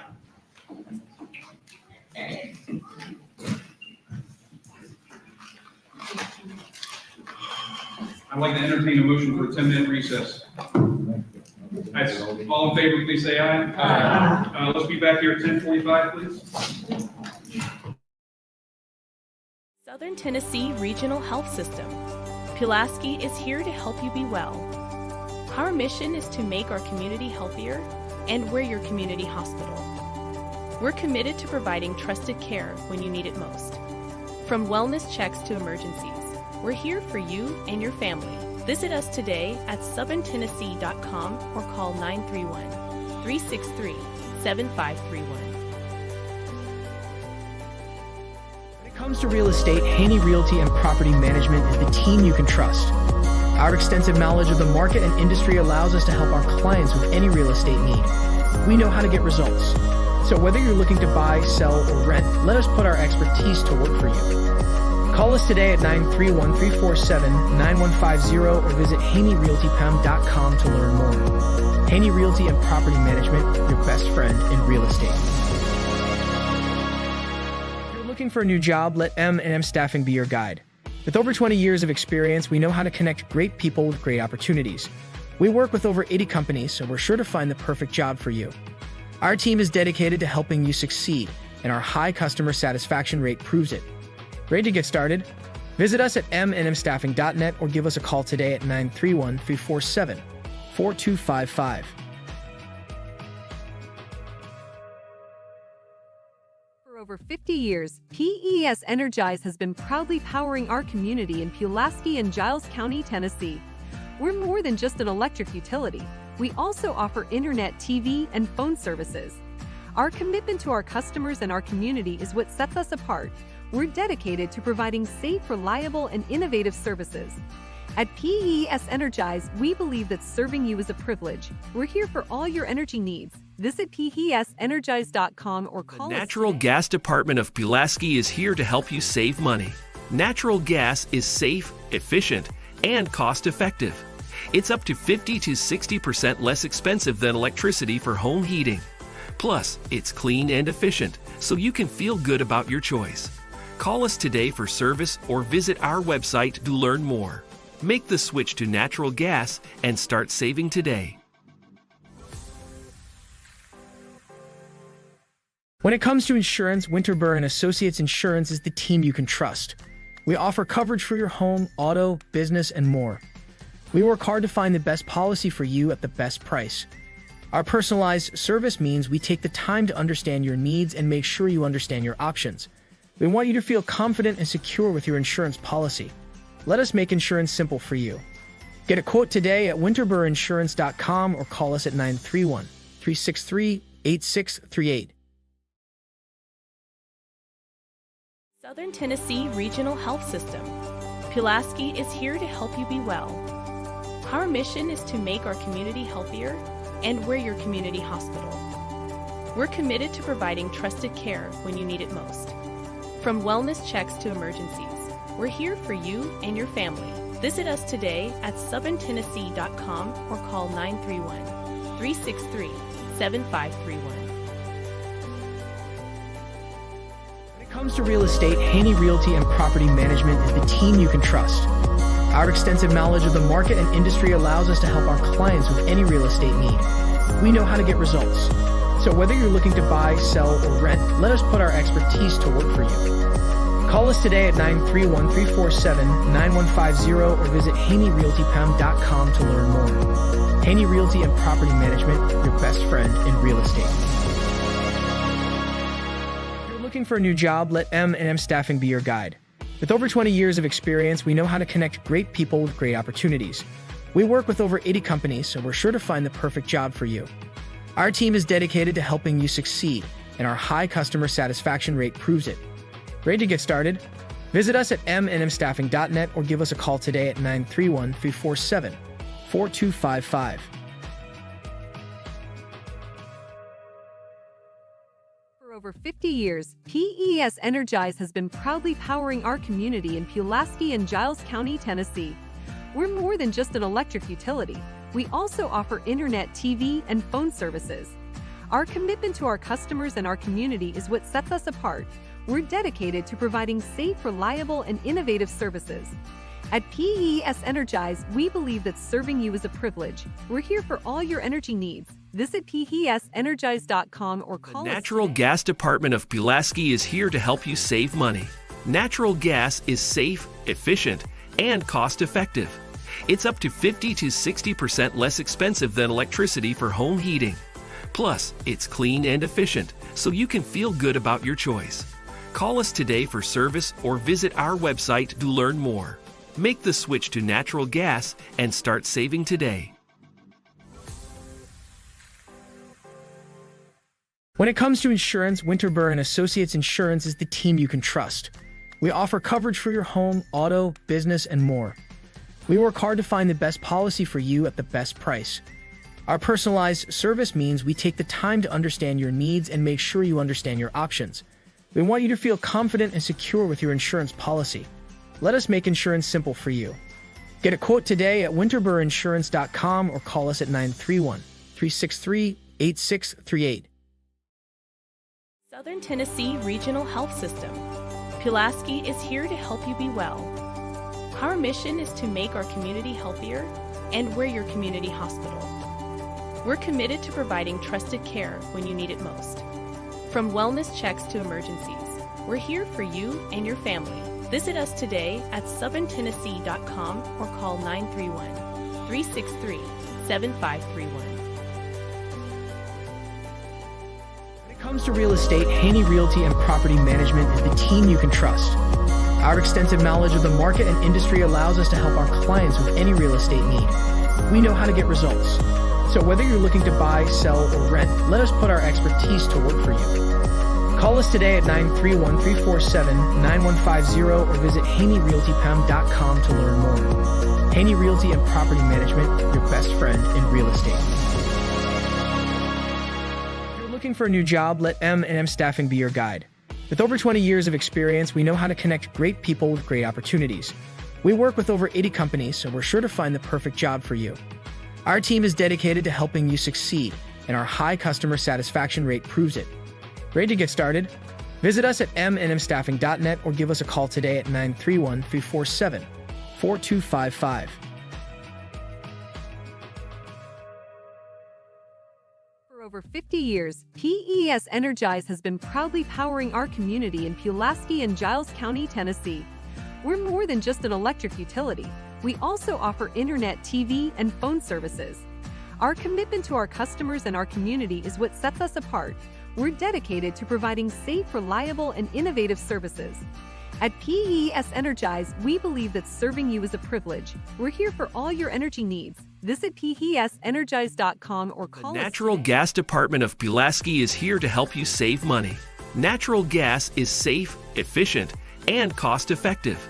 It's up to 50 to 60% less expensive than electricity for home heating. Plus, it's clean and efficient, so you can feel good about your choice. Call us today for service or visit our website to learn more. Make the switch to natural gas and start saving today. When it comes to insurance, Winterburn Associates Insurance is the team you can trust. We offer coverage for your home, auto, business, and more. We work hard to find the best policy for you at the best price. Our personalized service means we take the time to understand your needs and make sure you understand your options. We want you to feel confident and secure with your insurance policy. Let us make insurance simple for you. Get a quote today at winterburinssurance.com or call us at 931-363-8638. Southern Tennessee Regional Health System. Pulaski is here to help you be well. Our mission is to make our community healthier, and we're your community hospital. We're committed to providing trusted care when you need it most. From wellness checks to emergencies, we're here for you and your family. Visit us today at southerntennessee.com or call 931-363-7531. When it comes to real estate, Haney Realty and Property Management is the team you can trust. Our extensive knowledge of the market and industry allows us to help our clients with any real estate need. We know how to get results. So whether you're looking to buy, sell, or rent, let us put our expertise to work for you. Call us today at 931-347-9150 or visit HaneyRealtyPam.com to learn more. Haney Realty and Property Management, your best friend in real estate. If you're looking for a new job, let M&M Staffing be your guide. With over 20 years of experience, we know how to connect great people with great opportunities. We work with over 80 companies, so we're sure to find the perfect job for you. Our team is dedicated to helping you succeed, and our high customer satisfaction rate proves it. Ready to get started? Visit us at mnmstaffing.net or give us a call today at 931-347-4255. For over 50 years, PES Energize has been proudly powering our community in Pulaski and Giles County, Tennessee. We're more than just an electric utility. We also offer internet, TV, and phone services. Our commitment to our customers and our community is what sets us apart. We're dedicated to providing safe, reliable, and innovative services. At PES Energize, we believe that serving you is a privilege. We're here for all your energy needs. Visit PESenergize.com or call us. The Natural Gas Department of Pulaski is here to help you save money. Natural gas is safe, efficient, and cost-effective. It's up to 50 to 60% less expensive than electricity for home heating. Plus, it's clean and efficient, so you can feel good about your choice. Call us today for service or visit our website to learn more. Make the switch to natural gas and start saving today. When it comes to insurance, Winterburn Associates Insurance is the team you can trust. We offer coverage for your home, auto, business, and more. We work hard to find the best policy for you at the best price.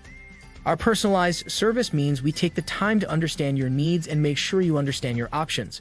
We want you to feel confident and secure with your insurance policy. Let us make insurance simple for you. Get a quote today at winterburininsurance.com or call us at 931-363-8638.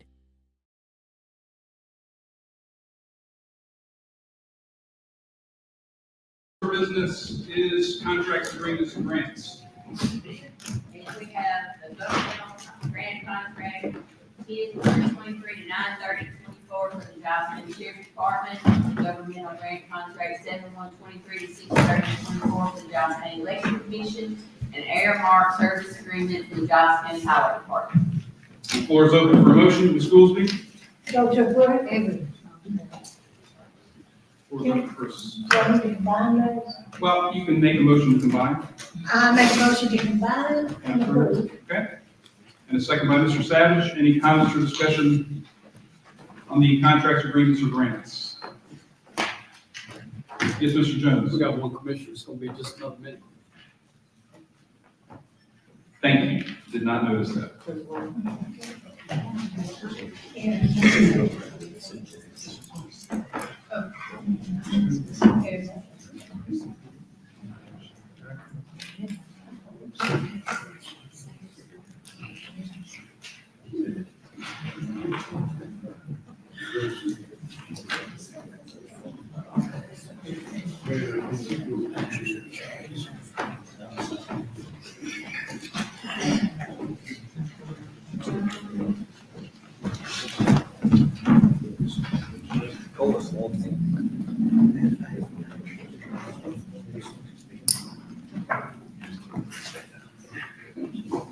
I think we should start that over. So we've got a motion from Ms. Goolsby to combine and approve the agreements and the grants.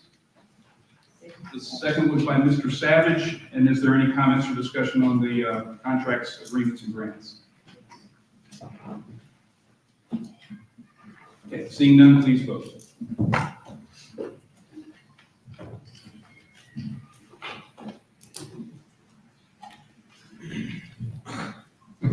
Twenty-one ayes. And the motion carries. And the next order of business are our resolutions. First, resolution of the amendments. Amendment number 2024-10, authorizing the amendment of the 23-24 budget, County General Fund 101 and County General Fund 170. Floor is open for a motion. Ms. Wamble? Motion approved. And a second by Ms. Goolsby. Comments or discussion? Yes, Ms. Curry? I just wanted to point out that I am going to abstain because Same Associates has a contract with Pulaski Electric System on the traffic control item. Thank you. Any other discussion?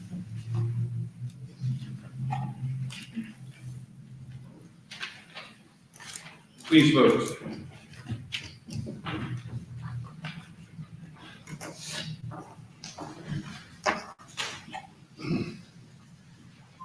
The vote is 20 ayes with 1 abstention. Motion carries. And the next resolution.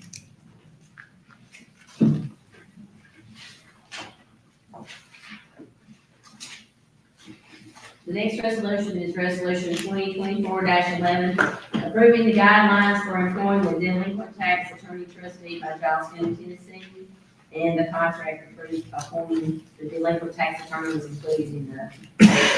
Ms. Woodard, Make a motion to approve. thank you. Second by Mr. Dr. Lathrop. Any comments or discussion?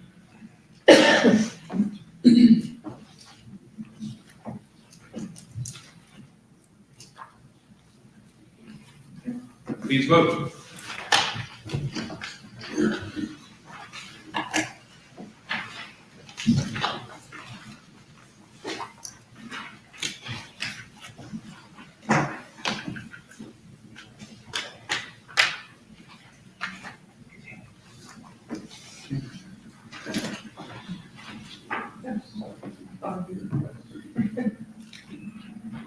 And the vote is 21 ayes. Motion carries. The next resolution is 2024-12, a resolution to encourage utility district consolidation. This resolution bears a brief explanation. To summarize, we've had a couple of rough winters that severely impacted our utility districts. And to be bluntly clear, consolidation is not going to change what happens to the water pipes when the temperatures go below zero. But back-to-back weather-related water casualties have highlighted some organizational shortcomings, particularly in the area of public notifications. And after reviewing some lessons learned from consolidations around the state, consolidation can drive greater efficiency, improve service delivery, and overall infrastructure improvements. And to be clear, the commission cannot demand consolidation, but the commission can encourage it and pledge our commitment to facilitate it. So this resolution passed out of the legislative committee with 7-0 support, and it's co-sponsored by Commissioners Rubelski, Terry Jones, and Commissioner Bedore. The floor is open for a motion. Mr. Rubelski. Make a motion to approve. And a second by Ms. Mathis. Comments or discussion? Mr. Bedore? Just a brief comment. Recently, there was a public meeting where other grant opportunities were discussed, and what I learned at that meeting was, for example, Murray County had one source of water. They, I think, partnered with Beaufort Station Water Utility District. In other words, a regional or a nearby partner district.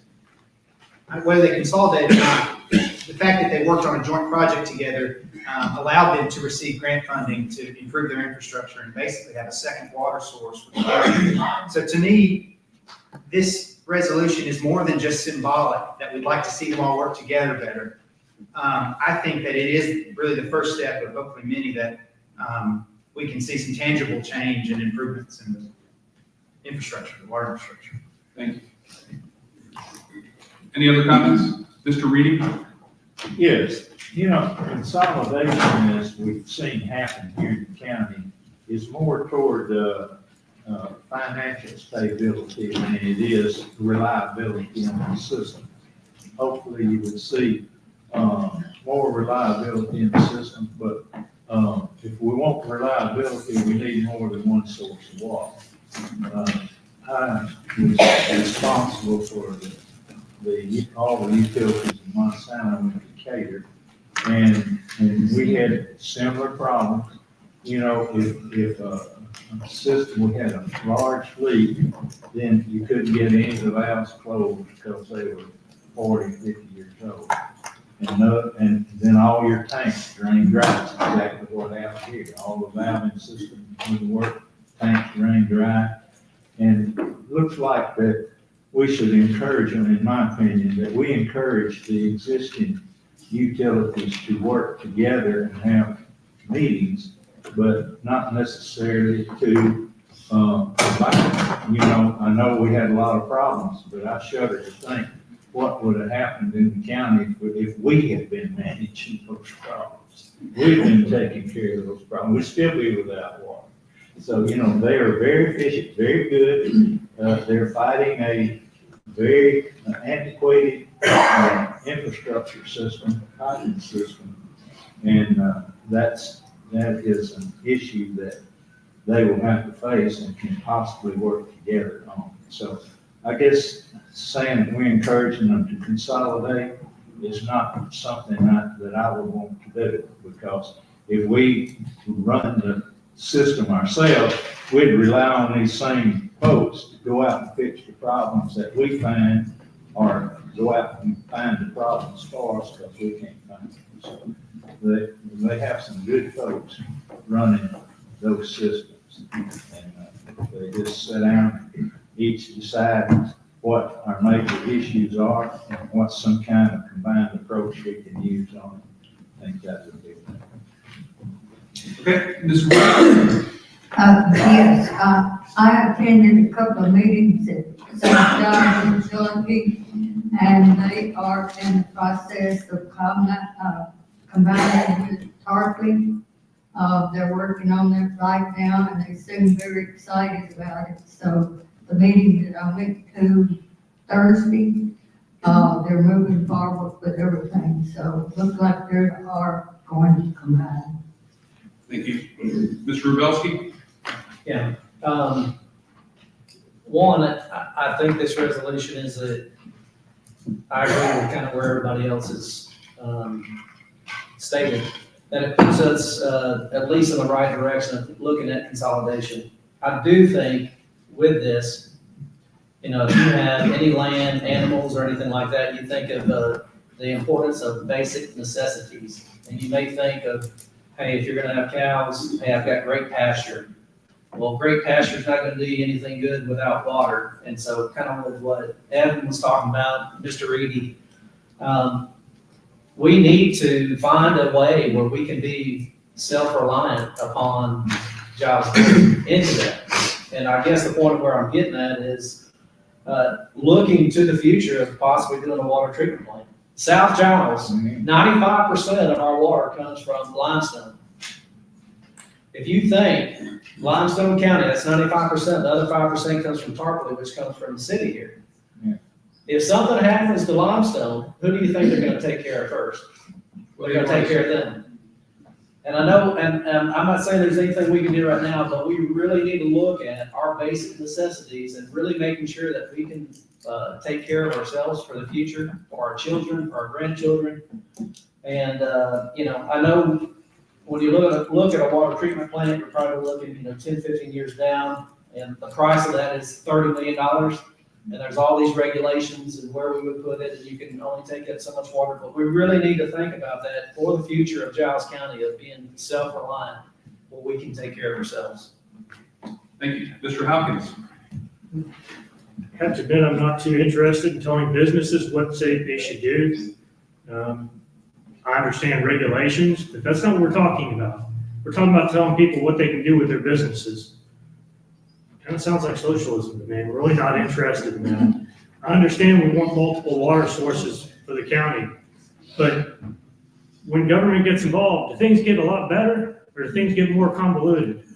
Look at how much trouble we're having just trying to deal with the beer issue. If we want to put a water treatment center in? Thank you. Other comments or discussion? Okay, seeing none, please vote.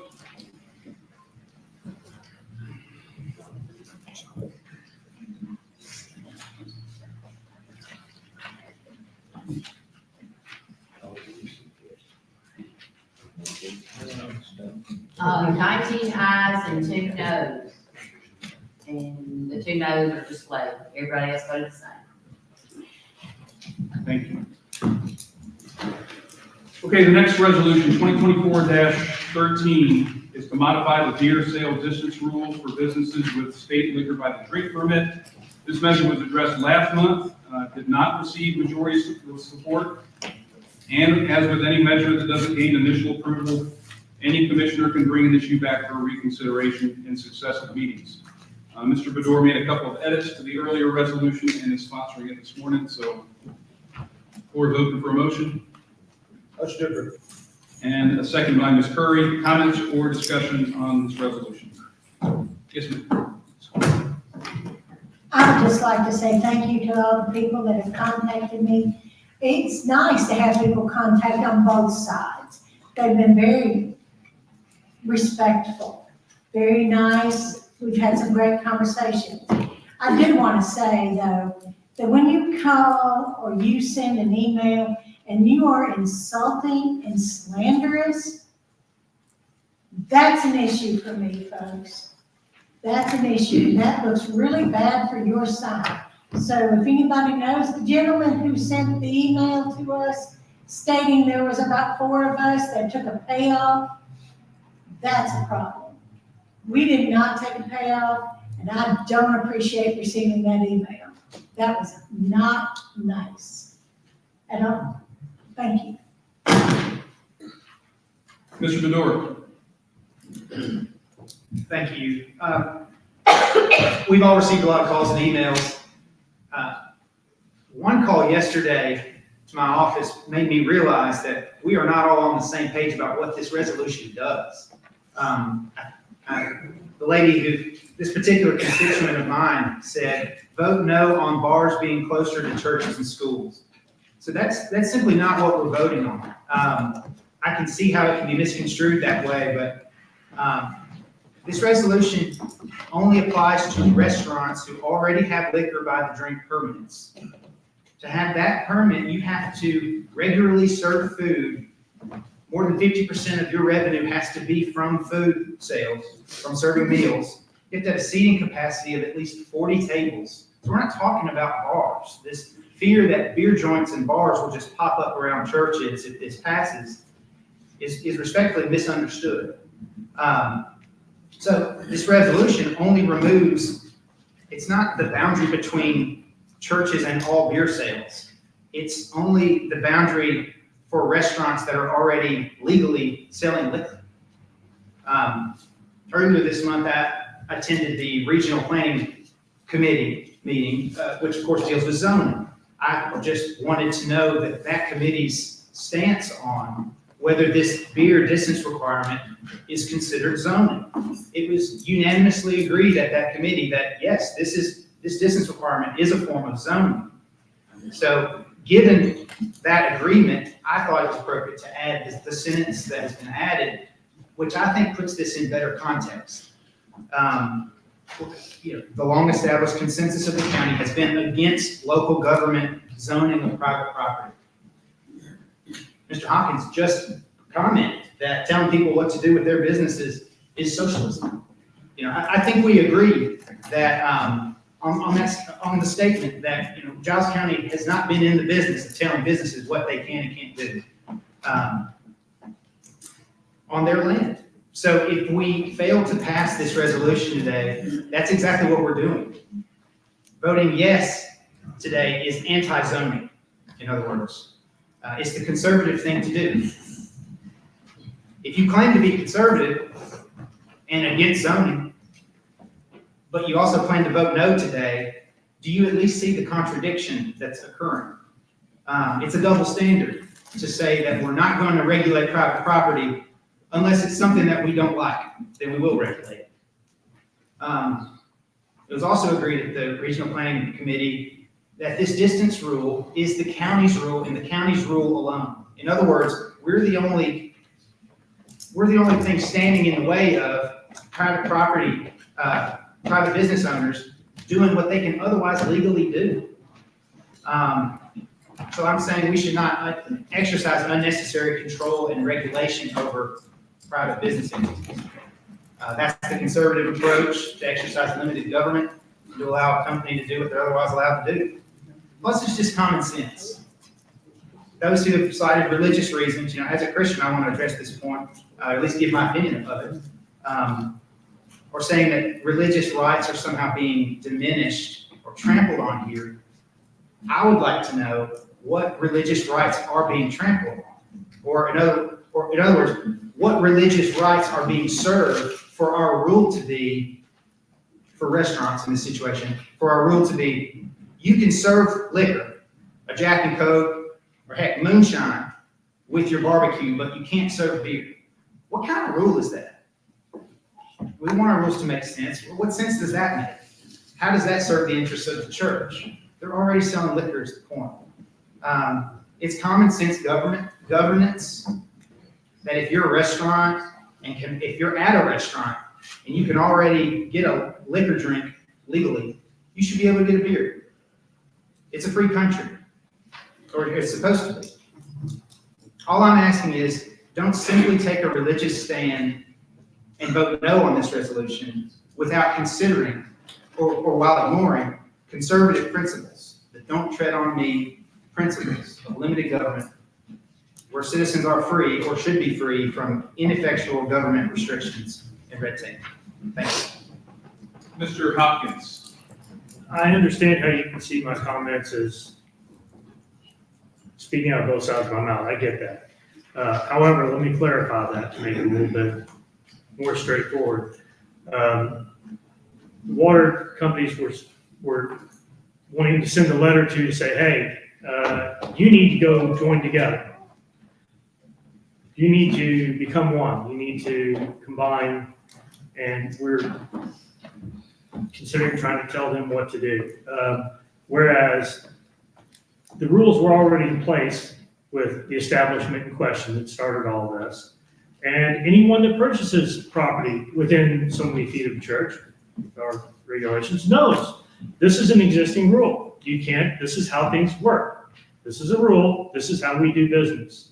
And because of that, I don't think it's duplicitous, because those people purchased the property knowing what the restrictions were when they purchased it. So that, I also understand Mr. Brewer's comment about, they can already have liquor by the drink. Absolutely, you're right, they absolutely can. Well, the state of Tennessee has no moral guidelines. And you're right, it is a moral rule. I don't argue with you on that, not in the least. But nonetheless, that is the rule that we currently have in place. You don't have to respect it, you can change it. We're commissioners, we have that option.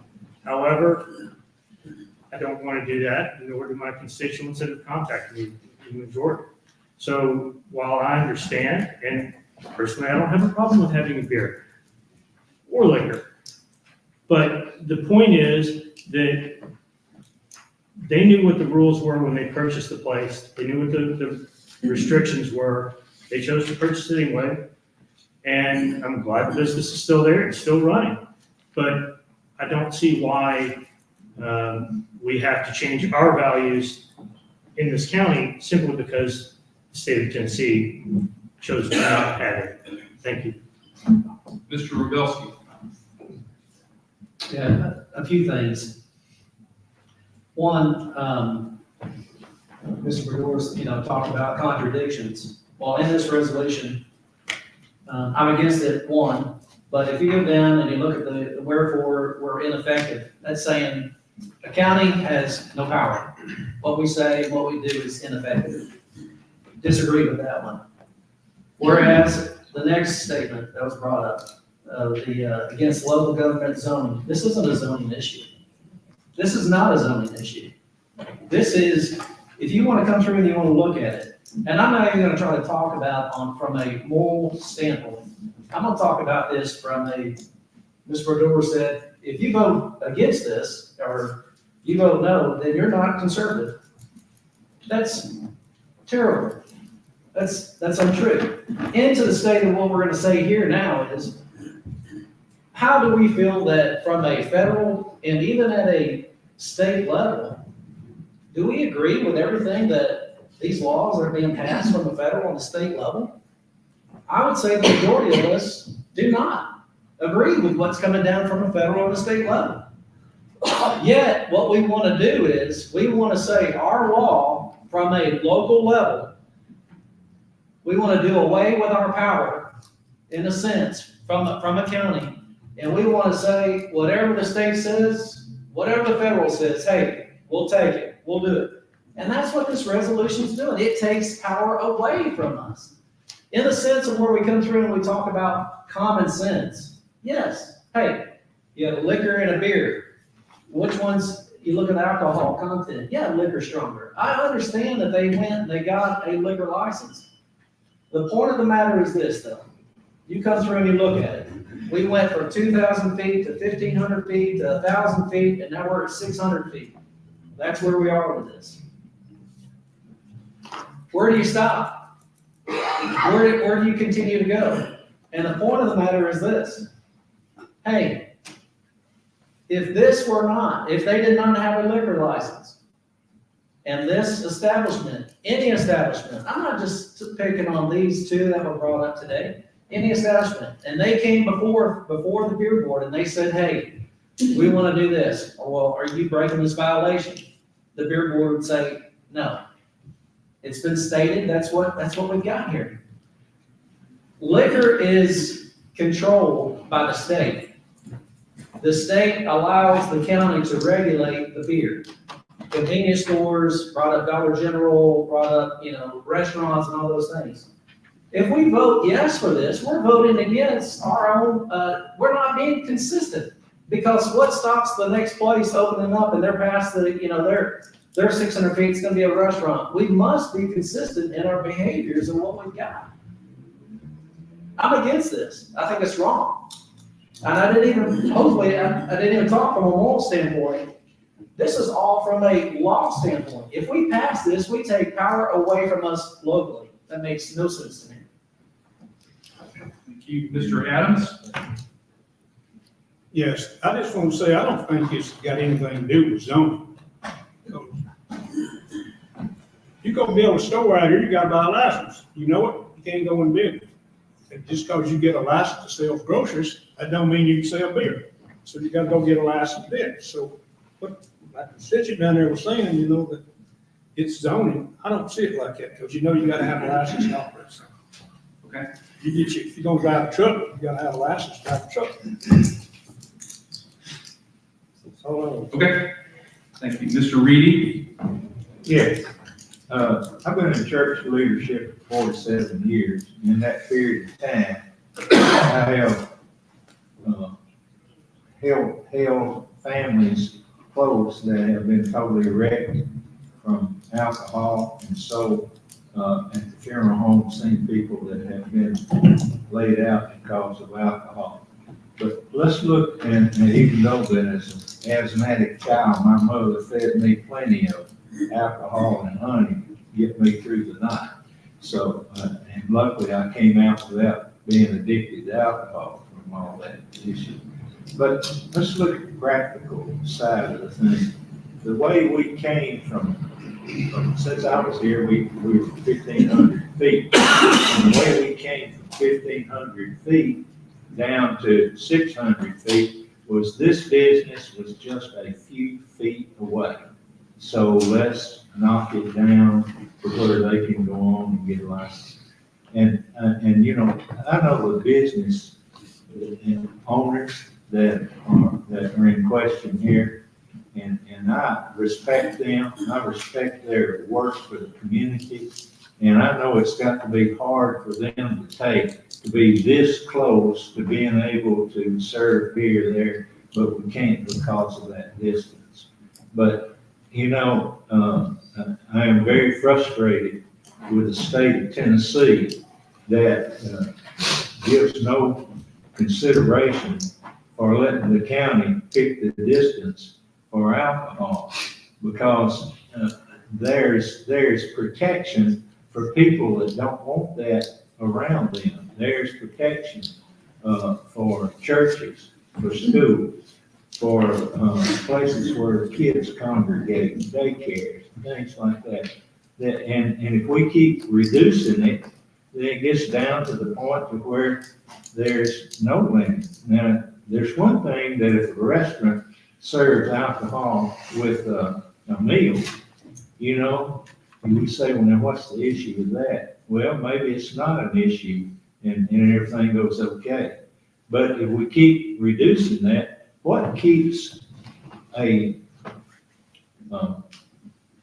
what I call a beer joint from getting a liquor license and building on a piece of property right beside the church? And we've relaxed the laws so far that they can be open during church time. It's just, it's not trying to control people, as I see it. It's trying to protect some people that are asking for protection and taking away from the state the right to say, we just don't let it be built anywhere, let it happen anywhere. And there's people that's hurt on both, whatever our decision is, there's gonna be people that's gonna be hurt both ways. But I think we've gotta look at protecting people that want protection and not give up any of this, you know?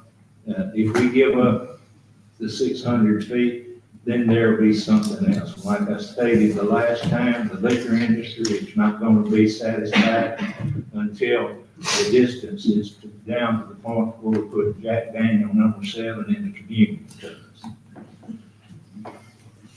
Okay, Mr. Savage. I just have a question, and I don't know if you'll know the answer, not for either you or Mr. Williams. Are regulations such as this common in counties in Tennessee? I do not know. I've researched whether it was something that can be done or not, and it can be done. I've not done a survey of all 95 counties. So, I think when you look at this, the biggest issue here is that the state is kind of taking away the county's authority, and either, and in some way needs to be reworked to where either the county can have some say in regulations with liquor by the drink, or the state therein needs to add some of their own, because it really puts all of us in a bind whenever they are selling liquor and you're voting whether or not to give them low percentage beers. It just doesn't, it doesn't make a lot of sense, and there needs to be some sort of something done at the state level. So if this is an issue you're passionate about, either way, I would encourage you to contact Mr. Doggett or Senator Hensley, and maybe we need a reworking at the state level. Thanks. Mr. Butler. I heard today that they knew what the distance requirements were when they bought the property. They did. They came before the beer board several years ago trying to get a variance. It failed. So that was it. They didn't sell beer. Well, since that time, the county has voted in liquor by the drink. So the rules have changed since they bought the property. And where this came from, where this resolution came from is the city of Pulaski. They had a couple of restaurants here in town that were too close to a park and a church. But the city worked with them and had a resolution drawn up that said if you qualify through the state with the training, paying the fees, everything, then, and you have liquor by the drink, then you can have beer. And we modeled the county resolution after the city so we can be in line with them. The city does still have a distance rule for convenience stores. There was one going to go in right down here where the gazebo is across the First National Bank, and couldn't do it because they were too close to the Presbyterian Church. So we are not doing away with the 600-foot distance at all. It's still there. It's just going to be waived for any restaurant that has a liquor by the drink permit provided by the state, because it really makes no sense that you can buy a 10% Sierra Nevada beer and drink it with your barbecue or with your shrimp or with whatever, but you can't buy a 4% Miller Lite. So that just doesn't make any sense. And this is to the question that Mr. Reedy posed about a bar joint or a beer joint getting a liquor license. They can't do that. They have to have a certain amount of food sales in order to qualify for a liquor by the drink license. So they would have to sell at least 50% food, 51% food, I think. They went through this on the weekend years ago with Nightlife Club. They wanted to have their liquor by the drink, so they had to open up their kitchen and start serving food. And now that's just the way it is. You have to be a restaurant to have liquor by the drink. You can't have it in a bar. Thank you. Mr. Jones? Yeah, I'll have to say this. I've had a lot of really good, decent phone calls, and I've heard some really good arguments here today. I loved a little young girl talking about the effects of it in her community.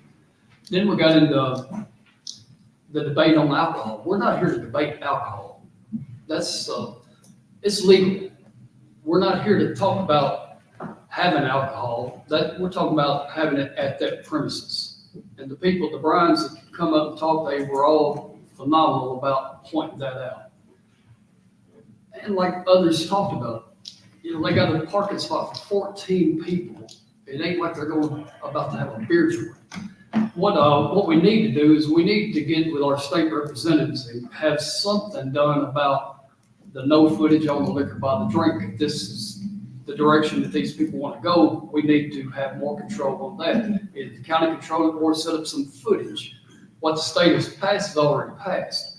What I'd like to see, what I'd like to recommend is to where everybody may feel like they win something. If this passes today, if we could change that 600, I'd like to make the motion to change the 600 back to 1,000 feet. If we could get it back to 1,000 feet, that way, if this does pass, then the other side can say, hey, at least we got the 1,000 foot rule back in there again. At least everybody wins something. I don't have a problem with Pfeiffer's selling beer because they're already selling the high octane liquor. I mean, it makes us, if we tell them, no, you can't sell beer, but you can sell whiskey, that makes us look a little hypocritical on that side. As the state has put us in that spot. I hate it. I've had some really, really good conversations with some terrific people that I will have to say I've had two that I wish would never call me again. I'll say that. Yeah, they don't know how to talk to anybody on the phone. But other than that, 99% of the phone calls I got was tremendous, really good, both sides. And both sides speak a really good argument. And yeah, I hate to tell a business what they can and can't do. And on the other hand, Mr. Williams, maybe you know this answer. What does it, if that church has not been operational for how long does it still considered an open church? There is some statutory law that speaks to what a religious gathering or a religious building is, separate and apart from church. From having worked on this issue in other counties, I can tell you that's a pretty dark rabbit hole to go down. There is no clear bright line formula for that in Tennessee law that I've found. Right. Just wondering if we could, I'd like to make that motion, move it to 1,000, amend his motion if we could. Maybe just so people feel like everybody wants something. Okay, so you're putting that in the form of a motion? Yes. To, change the 600 to change the distance rule to 1,000? 1,000. I tried this before and not get a second on it, so I'm expecting not to get a second on it again today. You know, that's not really elemental to this resolution, I don't think. I mean, we can address it as new business, but I don't think we can revise, because this resolution doesn't really address the distance rules. I'm trying to-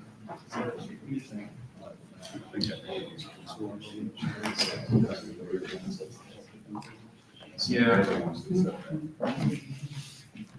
I just had a little quick question with Mr. Williams. His recommendation is that the beer board address that, bring a recommendation to the commission and address it that way.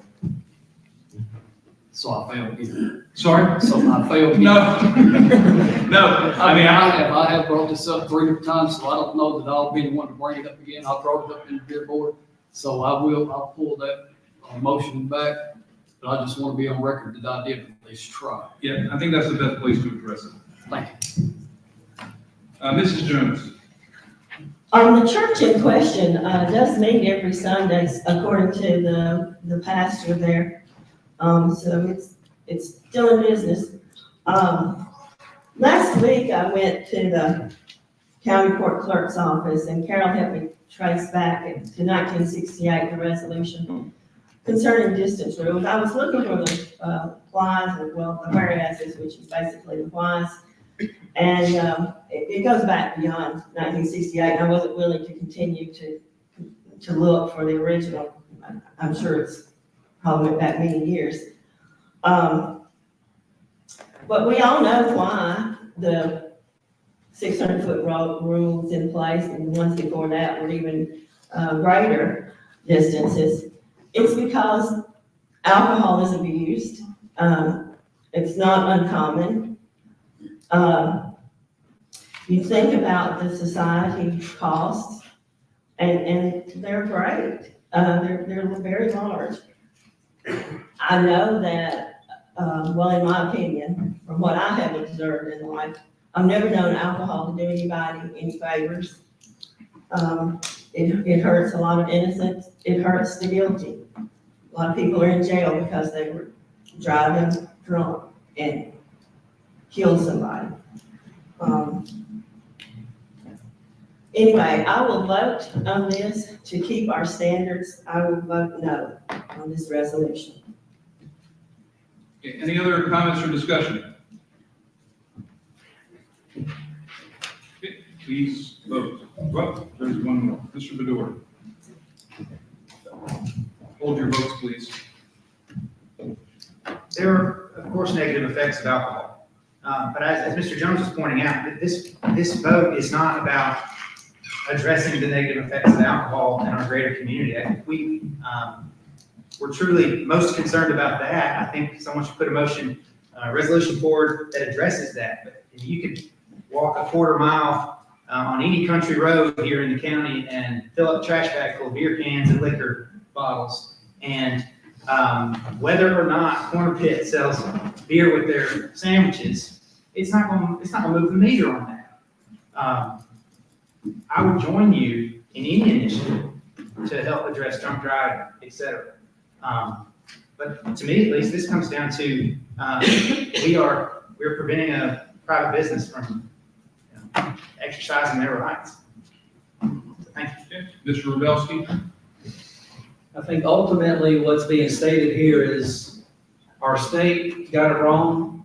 The county has an opportunity to correct it with a no. Dr. Lathrop? I call for the question. We were almost there. I'll second it. Okay, all in favor of going to the vote, please say aye. Aye. Any opposed? Please vote.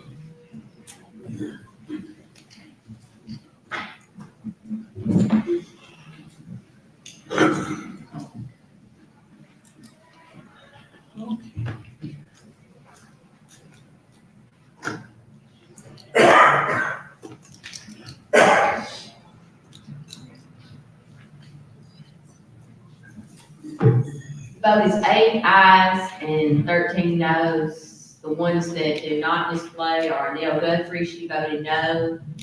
Evan Bador voted yes. Rose Brown voted yes. Mr. Sutton voted no. Shelley Goolsby voted yes. Judy Pruitt voted yes. And Tammy Mathis voted no. And the motion fails, resolution fails. Moving to resolution 2024-14, which is to commit additional broadband funds to the Pulaski Electric System. And this measure is a follow-up to resolution 2022-19 that passed back in March of 22. That resolution committed up to $500,000 of county funding with an eye toward bolstering PES's grant competitiveness and with hopes of optimizing their grant service area. The Budget Committee discussion of this resolution focused on the original intent of the earlier resolution, but since that resolution and the pertinent meeting minutes are vague, there was no Budget Committee consensus on the precise funding figures used. The Budget Committee voted 4-3 to not lock in a dollar figure. However, to do my job, I need a specific dollar figure in order to obligate funding to PES. So the path forward is this resolution, I think. It follows the spirit of the original resolution, which is to commit the percent difference between PES's initial project request and the project awarded. And that resulted in a 65% difference. So we multiplied that fraction by 500,000 and arrived at the final figure of $325,391.44 to PES for continuing broadband expansion in their contract area. So the floor is open for a motion. Ms. Curry. And a second by Ms. Mathis. Comments or discussion? Mr. Savage. I'd just like to say, since they received so much money from the state, I don't necessarily agree that the county should give them the money that we are giving, but at the same time, the prior commission did commit to giving them these funds, and they operated and designed their plan on the basis of receiving those funds. So to follow through and be honest, I do plan on voting in favor of it, even though I don't necessarily agree with doing it. Thank you. Any other comments or discussion? Yes, Mr. Jones? Yeah, I'll have to echo what Mr. Savage said. That was done before our commission, and it was agreed upon. And I'm the last one to give a private business that much chunk of money, a for-profit business, but it was agreed upon, and they operated in good faith that they would get it. So I'll have to vote. I feel like I'm hamstringed to have to vote to give it to them. Just want to let people know where we stand. Thank you. Any others? Mr. Adams?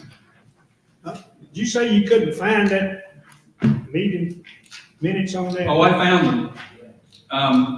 Whatever decisions may have been made, there's a lot of imprecision in the minutes as to what was decided. My understanding was when that was done, if they got the grant, they didn't get the additional $500,000. That was not the recollection of some other commissioners. I checked around pretty diligently on this one. It has not been found. Voted on. Oh, no, the vote was clear to commit up to $500,000 to PES. Well, they got the grants. Yeah, they did. I've got the old resolution here.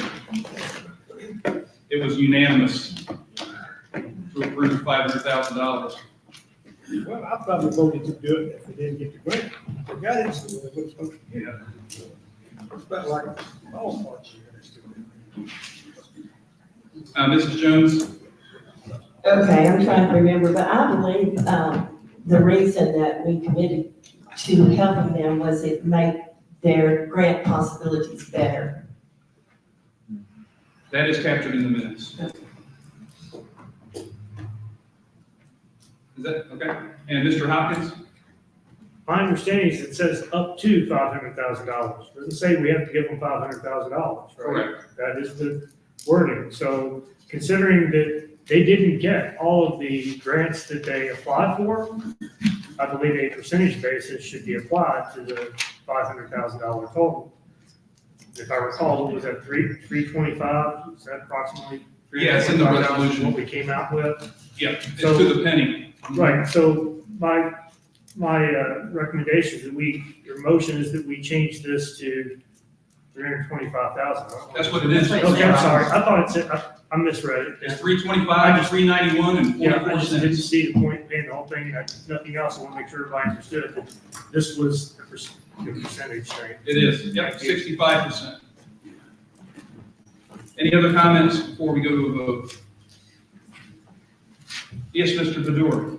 This money and the whole initiative was to benefit unserved folks in the county, if that makes anyone feel better about, people who didn't have internet.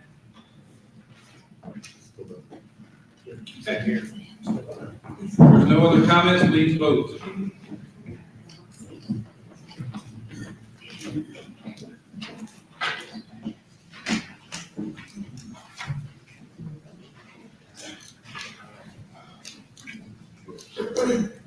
Vote is 20 ayes and 1 no.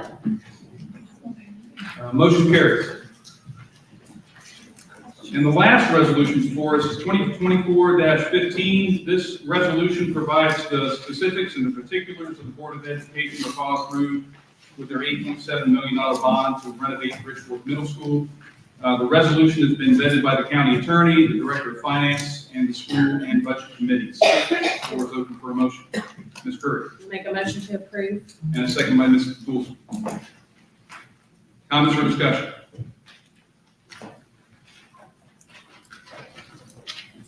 Yes, Dr. Lee. Second. You got a question? You got a second. We got a second. Yes, sir. Okay, seeing no discussion, please vote.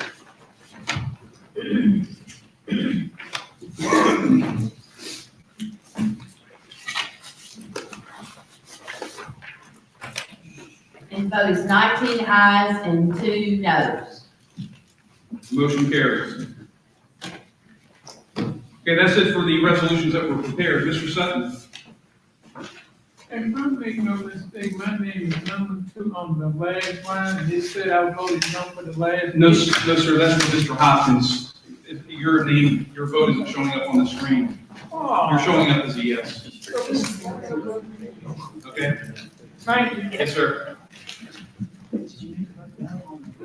Okay, we're moving into any unfinished business.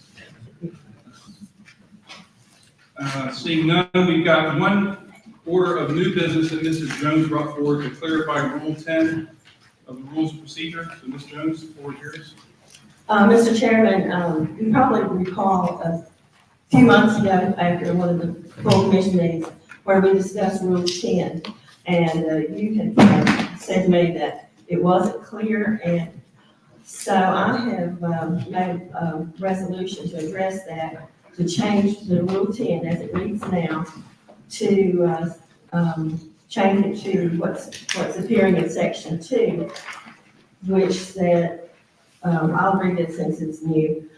Speaking to the commission by the chairman, should the chairperson desire to speak upon any subject, either in the negative or the affirmative, he may do so, provided he vacates the chair. Whereupon the chairperson pro tempore shall preside until the matter under consideration is disposed of by the board. However, the chairperson may answer questions, provide information, and give explanations from the chair of the commission, not objecting.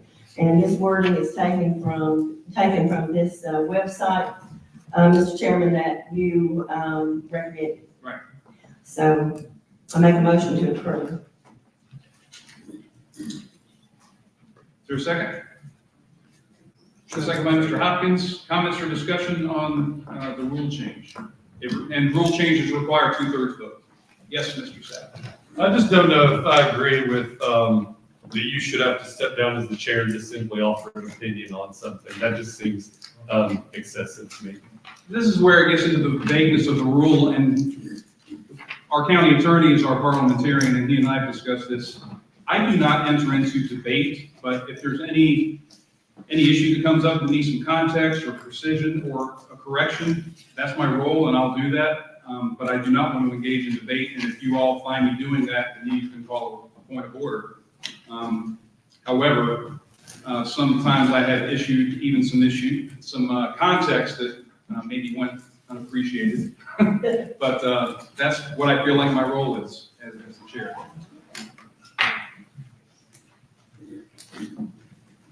Other comments and discussion? Okay, so if you're ready to vote for this change, it requires 14 votes to approve. Please vote.